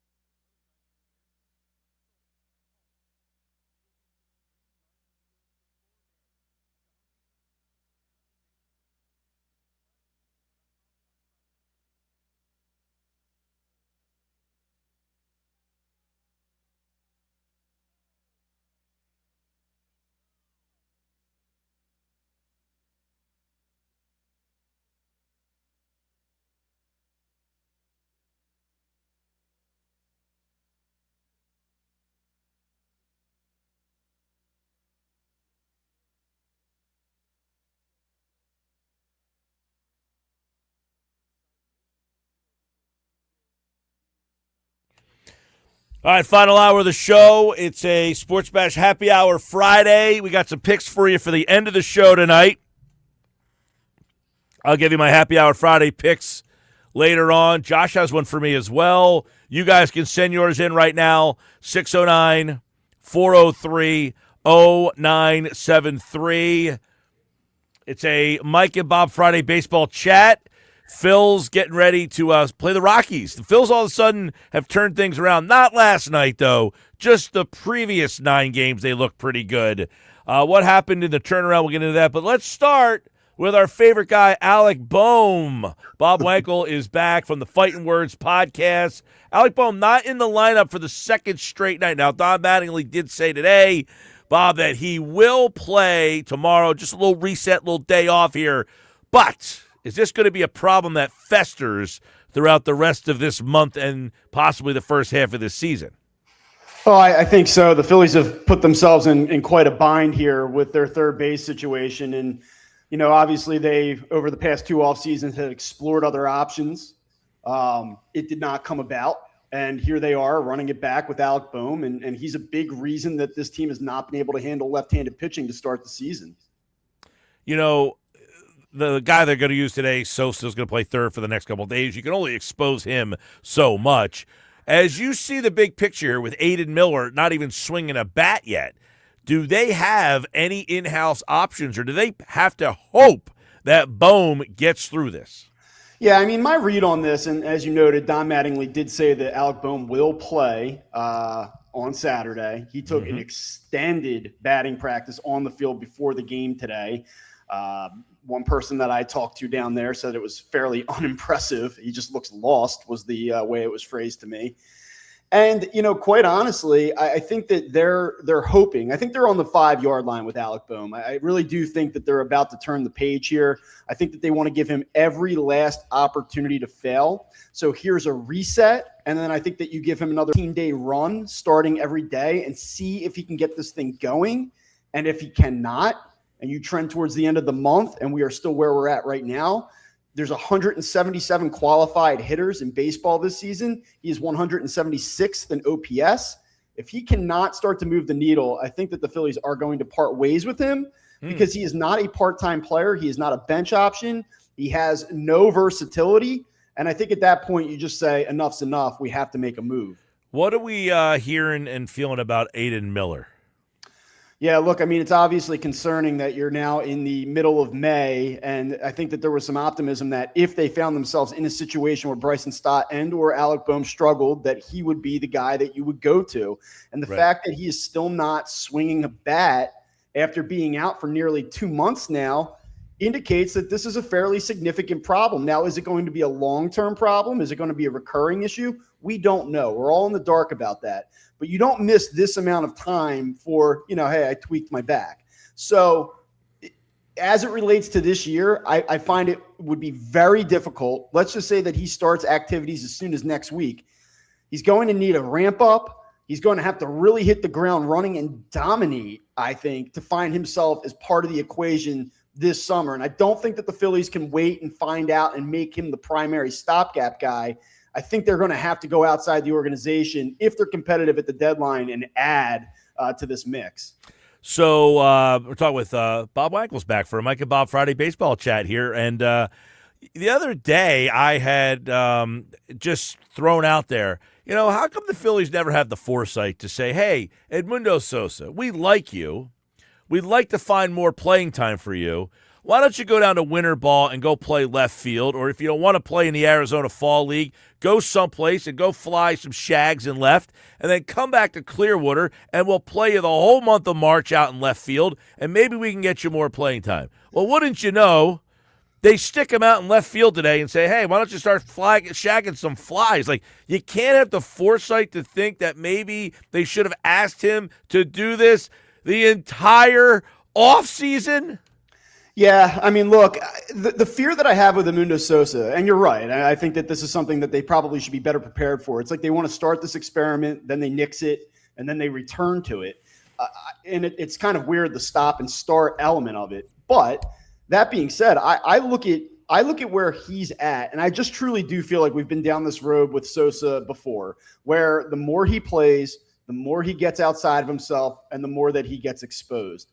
And I would just like to see the Phillies use him in a balanced platoon role. Like, that is the way that he is going to best serve your team. Now, obviously, given what's going on at third base with Alec Boehm being so absolutely dreadful, he is even if he struggles, even if he starts to slump, and he hits those lulls that we've seen in the past, it would be so much better than what they're getting right now that you'd sign up for it.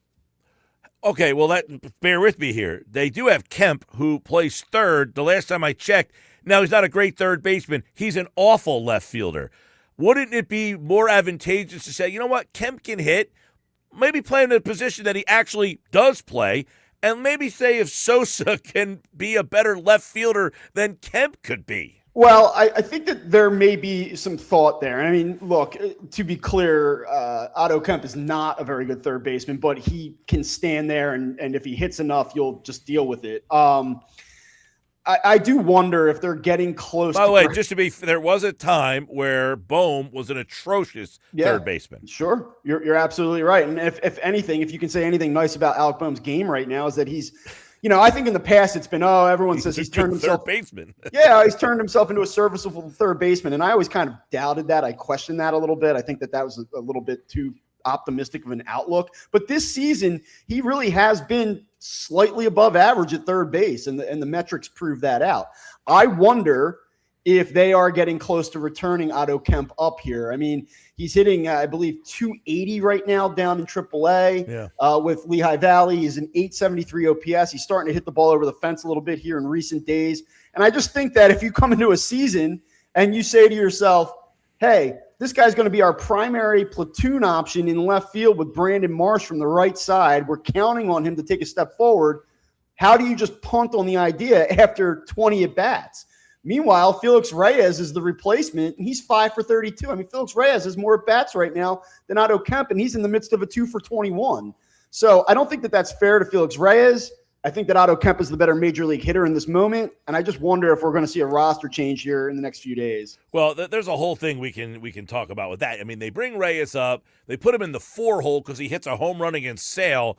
Then he's batting 9th, and he's 24 years old with no big league experience, and he's right back in the Kemp role, which you sent Kemp away because he wasn't playing enough. So now you're asking another 24-year-old kid, hey, do you want a platoon here? I mean, have they not figured out that the platoon role was not really for a guy with no big league experience? It was a huge ask of him to not only bring him up and say, hey, fix our woeful numbers against left-handed pitching, but also we're going to thrust you into the cleanup spot as well.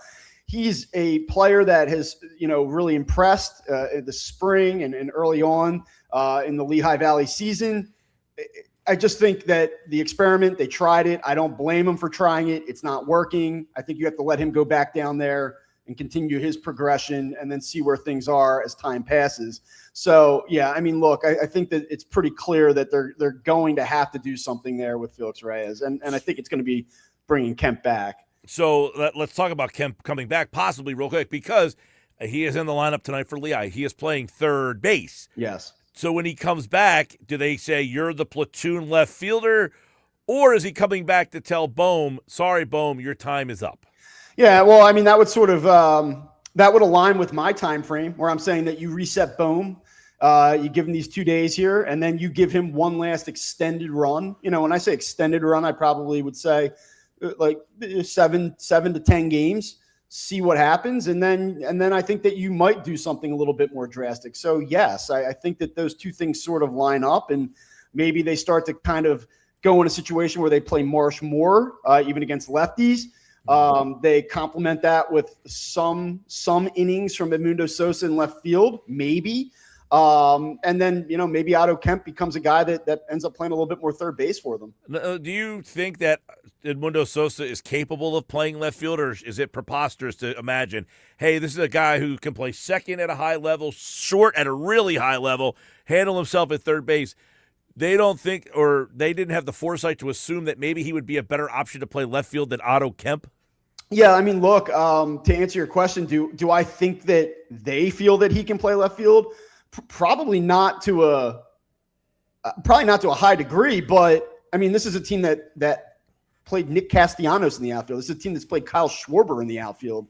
This is a team that right now employs an absolutely dreadful defensive center fielder in Justin Crawford. I mean, Justin Crawford, I know everyone is excited about Justin Crawford, and he's done some nice things, and he gives you a different feel, and he uses his athleticism. He puts the ball in play. Like, this isn't like a knock on him, but like he's been terrible in center field. Yeah. So like, what's one more mediocre to below average defender out and left? I really just don't think it makes that much of a difference to the Phillies. This you kind of hinted at, Marsh. Bob Wankel's with us, the Fighting Words podcast, the Mike and Bob Friday baseball chat. It seems that, he did get 2 hits or 3 hits the other night. I don't know if they were all against lefties, but he's obviously having a really good year, Marsh. Are they ready to say, you're going to play every day against left-handers? We're going to give you that opportunity, and that means you're going to play center field, and Crawford's the odd man out against lefties. Yeah, it's just really tough, Mike. I mean, look, we've been down this road a lot with Brandon Marsh, and credit to him. He's having a phenomenal season. He's really taken like the next step, I would say, from an offensive perspective against right-handed pitching. And this season, he has 25 at-bats against lefties. He has 7 hits. I just don't think that they truly feel like that he can handle left-handed pitching, but they've been so bad against it that he will, I think, just find himself in games and getting those at-bats, at least here in the short term. And the only fear that I have is that, does he struggle against lefties, and then that impact his, that impacts his swing, that impacts his psyche, and how his performance is against righties. You just wonder, can he get himself all out of sorts here if he starts to go back into those deep struggles against left-handed pitching? So, and this is where, Bob, I could sacrifice his at-bats against lefties just to say, I'll give you a month, go face lefties the entire month, and just anytime go to make the defense better. The problem is he's not a good center fielder. If you were telling me he was playing left field in those games against lefties, that's one thing. But you're moving him to center field, which is now he might be a better center fielder than Crawford, amazingly enough, but neither one of them very good. No, neither one is very good at all, and it's been one of the biggest problems for the Phillies from a team defense perspective. I mean, up the middle, that's where you really want to be your strongest, and they've gotten a regression from Trey Turner at shortstop this year. Real Muto's been okay. Stott's been solid at second base, but the defensive runs saved, like if you believe in that, the Phillies are dead last in team defensive runs saved this year, negative 21 runs. And the next worst team is like negative 10. Like, it's not even the Phillies, like, it's almost baffling how bad their defense has been this season. And it's a big part of the reason that some of these ERAs from their pitching staff have been inflated as well, because they just simply don't make outs that other teams make. Well, let's talk about the pitching staff. 689. They had a guy here in Taijuan Walker that was pretty bad when he threw, and he would the only thing nice about him you could say, Bob, was, well, he took one for the team and went out there for that next inning or two and kind of saved the bullpen. Is that where we're at with Andrew Painter, where we're now applauding him because, hey, man, thanks for getting us through 4? Yeah, I mean, that's obviously not the bar that they want to set, and it's been a little bit troubling. I mean, here's the deal, though. You're talking about a 23-year-old kid who's made 7 appearances at the major league level. A couple of them have been good. A couple of them have been shaky. And then last night, obviously, was a disaster. And you look at the numbers, and it's not very good. But if you're looking for some optimism, I mean, other than just the age and, he'll grow into it, they know what the issue is, and the issue is the fastball. I mean, his fastball velocity is sitting over 96 miles an hour, which is, on the surface pretty good. The problem is it just does not explode through the zone, nor does it have any late movement, both like vertical, horizontal move. It's not a special fastball because it doesn't move. It's straight and flat. And you could throw it 99, and if it's straight and flat, you're going to get hit. And so his secondary stuff has actually been okay. His curveball's been all right. The slider has been okay. Like, there's some things here that you can kind of latch onto and say, like, all right, it's not all bad, but they've got to figure out something with the fastball. And if they can't, he's going to continue to be very ordinary at best. And, look, I don't think that you should write the kid off. I don't think you should get to a point in this moment where you say he can't help this team this year. But I do think, given the hype and given the weight and, what he supposedly means to their future, that they're going to give him some leash here. I think that you're going to see him get another 4 or 5 turns through the rotation, barring something absolutely insane, or like he can't get out of the second inning 3 straight nights, or 3 straight starts. I think you got to give him some run here and let him figure this out. Well, and they don't really have another option. I mean, the Taiwan Walker's not even here, although I guess he's hanging around somewhere if they wanted to bring him back. That being said, there's not even another option to go to realistically, right? No, and this was one of the things back in January, February, when you evaluated this team, you said to yourself, well, I like the rotation, but they all better stay healthy, and they better all hold up because there's not a lot of depth here, and that is certainly true. That's big time true. And so if you give Painter another 3-4 starts and he's still hanging around an ERA of 6, you're starting to look around and wonder, man, do I have to bring some veteran, guy in? And you might, but in fairness to the Phillies, and by the way, like I feel like I'm almost defending the Phillies here more than I otherwise would like to, because I think that there's a lot of blame, and I think there's still a lot of concerning issues for this team, even though they're kind of getting off the mat a little bit. I mean, you look around the sport though, and there are not many teams right now that would say, yes, if we lose one of our 5 starting pitchers, boy, we feel awesome about our depth. I mean, there are not many teams that employ 6, 7, 8 usable arms.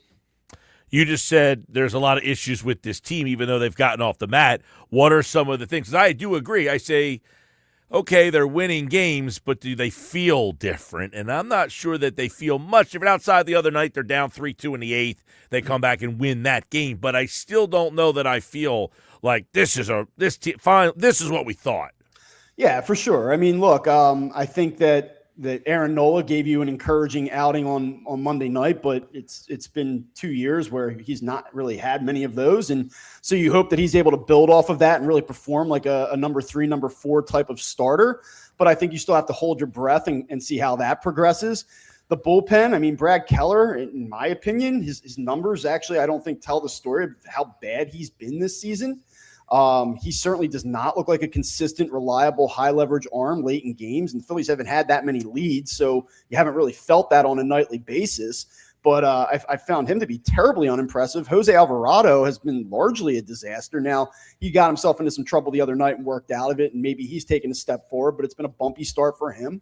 And so, I mean, I think that there's a number of things. And then, obviously, within the lineup, we've talked at length. Like Bryson Stott's done some things here lately that have helped contribute to wins. But it's not like he's hitting 280 over his last 10 games. He's just really made it count when he's done it. They have the hole at third base. Justin Crawford is okay. Like if Schwarber and Harper, cool off a little bit here, and I know Schwarber has in recent days, but like where do they turn to? Because your shortstop that you're paying $27 million to right now is, he's Kevin Sefcik. I mean, he's just a guy. That's a great pull right there. Kevin Sefcik. I've never been the biggest Turner guy in the world, so you don't have to convince me otherwise. Yeah, he has been highly disappointing. Although Kevin Sefcik level is, I might be being a little dramatic here, but he knows it too. I mean, Matt Gelb wrote a great story in The Athletic this week about Trey Turner's struggles, and Trey Turner feels it. He's working his tail off. I mean, he knows. I mean, he knows he's been disappointing, and he should be frustrated by it because we're all frustrated by it. You think he's going to get going. He had that 4-hit game the other night, and it's just followed by nothing. Like, he just hasn't been able to put it together. So we'll see. Yeah, we'll see there. We'll also, the whole Rojas, him getting popped. I don't know that they really were planning for that because it appears that he would have been the other center fielder. Do you think? Yeah, I mean, at least at this point, you would have seen him. I don't know if he would have been on the opening day roster, but if he were in the organization on the 40-man, I guess. But you know how I feel about that. We all know that that's not a viable long-term I agree with solution. that. It just seems they have no other option at center field. They're playing Marsh out there. Maybe they could have played what they've done in the past, played Marsh in left and used Rojas in center. But now you got to play Marsh in center, and you got Reyes over there. You got Sosa shagging flies. It feels like it's the same old story, man. Yeah, well, with all that said, I mean, they are heavily, heavily favored tonight, and they will be heavily favored in every game this series. And if they take care of business this weekend, you wake up Monday morning and they're going to be one game under 500. So, although I have to apologize to Mickey Moniak. Yeah, he's had a nice start to the season. Now, again, he's similar to Marsh in a way. Obviously, much more power at this point in the season, but he does not get at bats against lefties. I believe entering yesterday, he had 18. I want to say he was 2 or 3 for 18 against left-handed pitching this season. So he's doing all of his damage exclusively against right-handers. And we'll see if he can make it last. I mean, his OPS is over 1,000. He's really swung the bat well and has done some damage for the Rockies. So good on him. Yeah, it's a nice story. I was very tough on Mickey. He was not very good here. He was Kevin Sefcik-esque for at the time he was here. It's a Mike and Bob Friday baseball chat. Check him out at the Fighting Words podcast. Phillies taking on the Rockies this weekend at Citizens Bank Park. It's going to be very busy up there, at least tonight and tomorrow. We'll see what happens with the Sixers and the Flyers. All right, Bob, we'll talk to you soon, man. All right. Talk soon, Mike. There's Bob Winkle, everybody. A Mike and Bob Friday baseball chat for you right here on the Sports Bash Live 97.3 ESPN. So there's a lot in there. I thought that was a really good conversation when it comes to, one, Bohm not in the lineup Friday, will be in the lineup Saturday. Bob says give him a run. He did have a good May last year after a bad April. So possibly he gets himself going. But if he doesn't, what then become your options? You have to hope Aiden Miller can get himself ready to go by like the All-Star break. And you better hope that he gets playing time and then rips it up to such a level. So I don't think that Miller's a legitimate option. That's my point there. 2, Otto Kemp to me is the option. You just got to call him up, and if you're ready to move on from Bohm, as I suggested before, you DFA Bohm, send a real big message, and you just play Kemp at third base and say, look, now the problem with that is he's not a good third baseman. And how much is Bohm's defense improved to the point where you're like, hey, you can't really go that much of a drop-off defensively. Or you better anticipate that Kemp will be a significant upgrade over Bohm offensively. And that's asking a lot because Kemp has not been a very good bat at the major league level so far. So there's a lot there. I think there's another layer to this conversation because, Bob was talking about how he doesn't really see that Bohm is going to be here long term. And so, what? Bob just texted me Sefcik's numbers. Kevin Sefcik. Yeah, he said. Sefcik, by the way, hit 275 with a 351 on base with the Phillies. He sounds like you've been a better option. Those numbers are pretty good. Well, compared to Turner right now, yeah. Is he available? I do. Sefcik, yeah. No, but back to what I was saying. The only other really option you have is can you make a deal at the deadline? And the problem is as of May 8th, we have no idea what the landscape is going to look like 2 months from now. No. But those are your options. You give Bohm for that. You give Bohm. By the way, Nick Nurse says he thinks Joel Embiid will give it a shot tonight. He will get a final determination. He is in the shoot-around. So, well, I also think today is Happy Hour Friday. So thinking and seeing are two different things. Nurse added that Barlow will be backing up at center tonight. That's a possibility. Oh, Lord. So I guess you get Joel. They're doing what I said. I better mentally prepare for those texts because I have a buddy of mine who hates Barlow, and all he does is text me every time he fails. Well, I'm not the biggest Barlow guy, big picture, but I do think as a small ball 5, he can switch. Yeah. So Embiid can't, and neither can Drummond, and Bone is not good at it either. But says Embiid will give it a shot. He is questionable, however. He's going to go back out there to try to do the shoot-around and see how he feels. But if we can backtrack to what we said about the Phillies really quick, Mike, you brought up a point when you have Bob on as well, which is this whole situation where, like, they have Edmundo Sosa, like, shagging balls in left field, and how you said that they don't have the foresight to tell Sosa in the offseason, right? It feels like this organization lacks foresight on a lot of things. And it's almost like they treat the deadline as, we got the deadline, we got to figure things out. And it feels like that's I don't even think they think that, though, because they haven't done anything at the deadline to fix any of their problems. Well, last year they added a closer. Yeah. 2 years ago they added Austin Hayes. It wasn't their fault. He had a kidney infection. True. So, I mean, they have treated the deadline as opportunity to address issues, but you can't depend on that. And that's I think, a problem I have, which is they're almost like using that as like a fail-safe when it's like, no, if you just prepare in the offseason properly. Well, listen, if it were me running the Phillies, I would have said, Edmundo, we really like you. We love the energy that you bring to our team, and we want to find more ways to get you in the lineup. would you be agreeable to go into winter ball, play in the fall league, and play exclusively left field? I don't want to see you play second base, short, or third. We know you can do that. Go out there and take fly balls every single day and play out there every single game. And then when you get to Clearwater, when pitchers and catchers report, you say, I want to go out to left field and shag flies, and show us that you've done that. And look, we'll mix you in. There are plenty of guys. Dylan Moore can play second and third and center and left. Ben Zobrist was great at it. You could have certainly had the foresight to ask Edmundo Sosa, hey, man, we want to play you more. Are you agreeable to go down to winter ball and play left field? I don't understand how you can't have that foresight. You see a bat that gives you some energy, you find more ways to get in the lineup. If you didn't feel comfortable in left field last year, you at least said we wanted to look at him in left field, but you never put him in the outfield in spring training. And they've done this so many times. They did it with Kemp. They've done it with Cody Ashe years ago.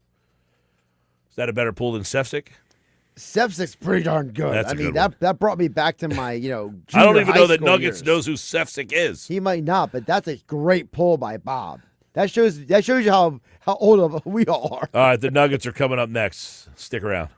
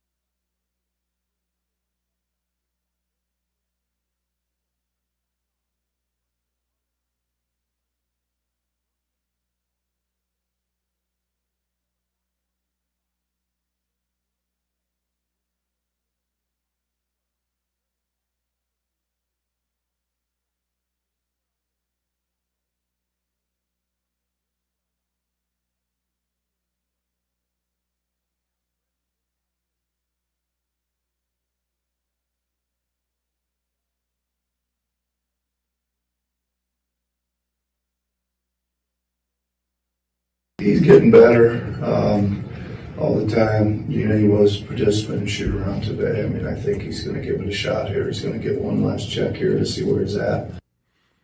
That was Nick Nurse moments ago on Joel Embiid. He's getting better. He's going to try to give it a shot. He's going to go out to shoot around one last time and see what they say. But it sounds like Joel Embiid will give it a shot tonight. Is that even a good thing? Do you want a less than 100%? You know, before it used to be, hey, if Joel Embiid can play, you just throw him out there. Embiid participated in the shoot-around this morning, and he's got to go through a couple more checks. He'll do some stuff tonight, and that's the latest on Joel Embiid. I haven't heard anything on OG Anunoby yet, whether or not he's going to try to play. But it's time for the Nuggets now. Knicks Nuggets, of course, Earnshaw. And we got a little late Nuggets tonight, little barbecued Nuggets. They've been sitting on the grill a little late tonight. So let's see what we got tonight for tonight's edition of Knicks Nuggets. What's going on, Nick? Oh, it's a late edition of the Nuggets. They might be a little burnt, but we're coming in hot, Mike. We're coming in hot. We're heading down to the game tonight. We're back in the bleeds where I belong. We're going to be in the bleeds. We're not letting those losers of Knicks fans take over the building. Can't happen. Can't happen, Mike. Well, I'll tell you what. I heard the building was weak sauce from the Flyer fans last night. And so the Sixer fans, you know, this is a lot. You're asking Philly sports fans every night to pony up the buckaroonies when you're down 2-0 and say, come spend more money to come to the arena. So what were the tickets tonight? What's the cost? So a little over $200 per tonight. They went per. Wow. I got to question. I mean, I got to question that purchase. Either that or we're paying you too much. Come on. You got to save. I haven't been to any games yet. I didn't go to Game 6 purposefully because every time I go to a Game 6, they lose. Did not go to that game, watch that game at home. This is my first one. So why tonight? The team's down 2-0. You think all of a sudden it's a good time to try to change the mojo? You're damn right. I think so. Down 2-0, coming back home, I think they'll be all right. But I'm also a little concerned, though, as how many Knicks fans are coming. Because you know the Sixers, they made it so you can only order tickets from a Philly area address and zip code, correct? Do you remember this? That's what they said, yeah. Well, nugget number one, I was reading a story in Market Watch today, okay? And this has to do with the Philly area zip code workaround that a New York Knicks fan named Haitham Ramadan, who lives in Philadelphia, says he spent $18,483 buying 93 tickets using his zip code in Philadelphia. According to Market Watch, he kept the tickets from Sixers fans and sold them at face value to New Yorkers who are cheering for the New York Knicks. He said, quote, "It's part of being a fan, especially a Knicks fan. Our fans would do anything to give our team the edge. I like to think that having so many fans on the road helps our players feel that support, so I'm willing to play a part in helping if I can." He spent over $18,000 to sell the Knicks fans because he has a Philadelphia address. It's pretty wild, man. I'm not doing that. I'm yelling at you for spending over $200. By the way, some breaking news: OG is O-U-T. Anunoby is out tonight, but Josh Hart and Mitchell Robinson are in. OG Anunoby is out for the Knicks tonight, and it looks like Embiid is in. We don't have that official yet. But OG Anunoby is out, and that guy can take his $18,000 and, you know. Shove it. He can shove it. I guess so. I mean, that's preposterous. Now, are people paying him back is the question. Yeah, so he bought the tickets, spent over $18,000 on the tickets, and then resold them to Knicks fans at face value. So if they didn't have that address, the whole point of this was because he lives in Philadelphia as a Knicks fan, he could buy the tickets as a resident of Philadelphia. Well, I figured there were ways that you could get around this. I mean, they were talking about TickPick had like 50-some% of the purchases were from either like New York or North Jersey, or not North Jersey, New Jersey. And I said, well, New Jersey, half the state is Sixers, Yeah. so that didn't really clarify things. But I figured they'll find a way. Yeah, they'll find a way. I will give you a report. I will tweet out when I get there what the feeling's like. Is it 70-30? Is it 60-40? Now, the Sixers also gave away some tickets around the area today. I think it was around like 500 tickets to like teachers and kids and different organizations, like I suggested before, so they could go to the game tonight as Sixer fans.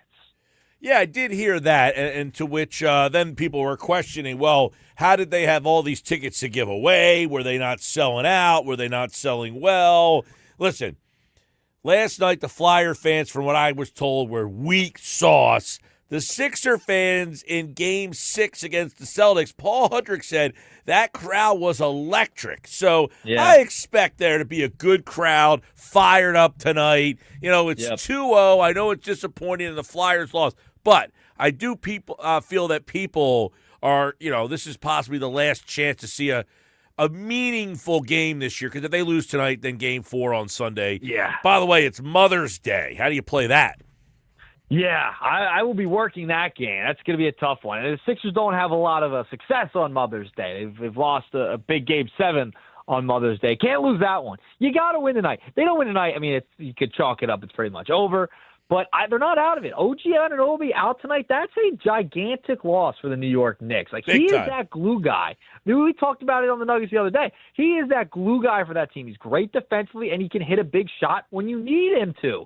So that's a massive, massive loss. So for all the Knicks fans who are coming down tonight, you losers, by the way, I just want to get that in there. That's a gigantic loss, and he seems to get hurt every single year in the postseason too. He just doesn't have the same cachet as Joel Embiid in the national media. We talk about Joel Embiid and injuries, people making fun of him. OG has a hamstring injury, it seems like, every single postseason. Last year, he got one, and it cost them. They were up 2-0 in the series against the Pacers. He gets the hamstring, he misses, and next thing you know, Pacers win, 4 straight. They go to the NBA Finals.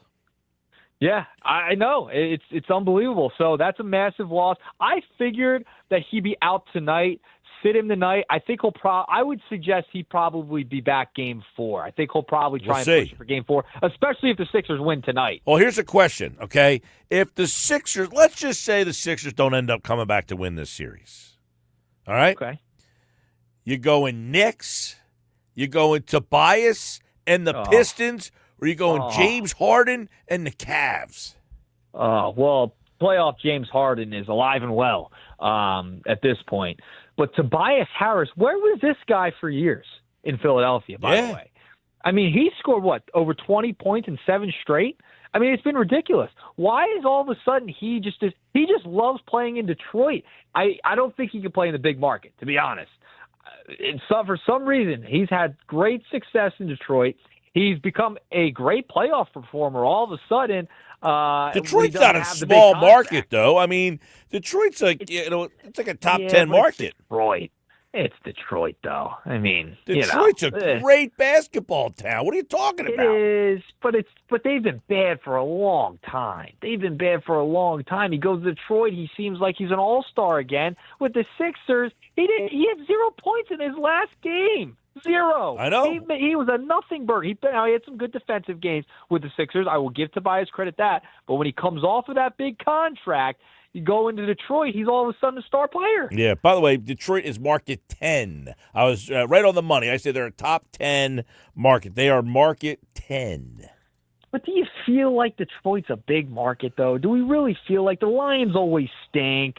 The Pistons, I mean, they won, I know, with Larry Brown in the early 2000s. I get that. But they've been kind of irrelevant as of late in most recent history until they drafted Cade and put this team together. I mean, Detroit, they're not title. I don't think title town when I think Detroit. But Detroit has a championship in basketball more recently than you do. By the way, they've got a championship in hockey more recently than you do as well. Yeah, I'm not in on Detroit. I'm just not in on Detroit. Detroit doesn't have any. They don't have the cachet. They don't, but it's not like, believe me, Detroit is a big city and it is a basketball town. So the fact that he's playing well out there, it's not like he's playing in Sacramento. it sticks in my craw that Tobias Harris is like actually having a great postseason. It's just so. Well, that's my frustrating. point of the question. So, do you root for Tobias? Do you root for James Harden? Or do you go with the Nova Knicks? Oh, God, you're making me choose an impossible thing. First of all, can't stand the Knicks. They're the bunch of losers. I can't see the Knicks in the I think that's the worst. If the Knicks get to that round and they have to play Tobias or James Harden, I think I'd have to root maybe for Tobias or James Harden over the Knicks. Wow. I'll tell you what, as much as the Knicks of the past used to be but man, I'm a big Brunson fan. He is just like a likable guy. I can't hate the guy. Back to Margate. They got to send him back to Margate. They have to. No, He's guess what? got to go back down to Margate on the beach. The Sixers have to win tonight. As I said, if the Sixers don't win, I feel like Brunson. Now, Brunson always has the perma-frown face. He always looks miserable, but he's outside of the fact that he always looks miserable, he's such a hard guy to root against. He is. Well, listen, if he wasn't a New York Knick, now if he was still in Dallas, might like him a little bit more, but he's a New York Knick, and it's New York. It stinks. It stinks that all those Philly guys are playing for a New York Well, team. see, for me, it's not even that. Like Josh Hart, to me, unlikable. I can't stand him. He bothers me. Josh Hart bothers me. Guy. What? Hate the face type of guy. Yeah, just the way. I mean, to me, Hart's an unlikable guy for me, so I don't pull for him at all. I don't care about Villanova one bit. They played the Big East when I was at West Virginia, so they can go skedaddle. So the Nova Knick thing to me, Bridges is just kind of whatever. I mean, he's not hate the face. He's not. I mean, I know he was with the Sixers. They drafted the whole thing. His mom worked for the Sixers. All that good stuff. He's a nothing burger. Brunson is a guy to me. Forget the Nova thing. He's a hard guy to root. He's undersized. He works his ass off. He's gritty. He does everything that you would ask. He hits the most outrageously big shots, falling away, spinning. It's just everything. Whereas Hart, to me, I can't stand Hart. He bothers me. He bothers you a lot. Well, if Brunson was on he's a guy that you just can't stand when he's not on your team. But when he is on your team, you love him. You love him. It's just how it goes. He's one of those type of players. I can't hate Brunson. I'm sorry. I have too much respect for that dude's game. I'll tell you, if you play like that, I can't say, Hart, on the other hand, get out of here. They have no OG Anunoby tonight. No OG Anunoby. He is out. Just mentioned, that is a massive, massive loss for the New York Knicks. We'll see if the Sixers could take advantage, and if Embiid is good to go tonight and they get a good Embiid at home. Yeah, Embiid, it says we will see. They're going to try to give it a go, but it's not 100% yet. He said he expects Embiid to give it a go. Maybe put a little bit more pressure on you, right? He said he thinks Embiid will, quote, give it a shot here. He's not definitively back for tonight. So any other nuggets you got before we get out of here? I got to get a Phillies nugget. I'm just getting aggravated with Trey Turner. Can we go through his numbers? I don't know if you heard, but Bob Wankel threw out a Kevin Sefcik reference in terms. Kevin Sefcik? Wow. Yeah, he compared Trey Turner to Sefcik. God, that is unbelievable. Well, this is the problem I have. Okay, can we be clear? He has had career lows to start this year through 36 games. All right, he's batting .240, a .663 OPS, and the defense. It might have gotten worse, Mike. I don't know how it's gotten worse, but he's got to be more consistent. That contract is just one of the worst in the city. It just is. And didn't we do a poll, what was it, last year? What is the worst contract in the city? Turner's up there. I mean, it just has to be. You don't have to argue with me. I said I would have amnestied him if I had the opportunity to, and people said I'm out of my mind. I, to this day, said I would amnesty Trey Turner over Paul George, Joel Embiid, and any other contract you want to throw my way. Trey Turner's contract is the worst in the city. The ROI from him is worse than anybody else. It's not there. The return on investment from Trey Turner just has not been there. And he's supposed to be the guy who just won the batting title in the National League. And Yeah, but that 304 batting average to win the batting title, 240, he Mike. should be embarrassed to say I was a batting champion. Yeah, but 240 to start the year, lowest of your career. And I mean, this is what happens. This is what happens. Guys start to get older, and they start to be towards the end of their prime of their careers, and this is what happens with Trey Turner. You're starting to see all the older guys dip a little bit, but they've been playing well as of late since Donnie Baseball took over. But Trey's got to pick it up, man. I mean, that guy is so important to this team. If they even want to have a chance at anything, 240s and 663 OPS is not going to cut it. Not. Well, no Bohm tonight. He's sitting again tonight, although Don Mattingly said he will be in the lineup tomorrow. And by the way, sounds like the Phillies listened to me. They got Mundo Sosa shagging flies in left field. I know. Get him in the outfield. Hey, why not? At this point, why not? You fire the manager, throw every stop out there you can, you know? Yeah. All right, there's the Nuggets. I don't talk to you, Michael. Later. He's Sixers, see you from the bleeds. Yeah, somebody's already texted in, blame Nick if the Sixers lose. Earnshaw will be on the locker room tomorrow at 10 a.m. here on the Sports Bash. We are closing things out next.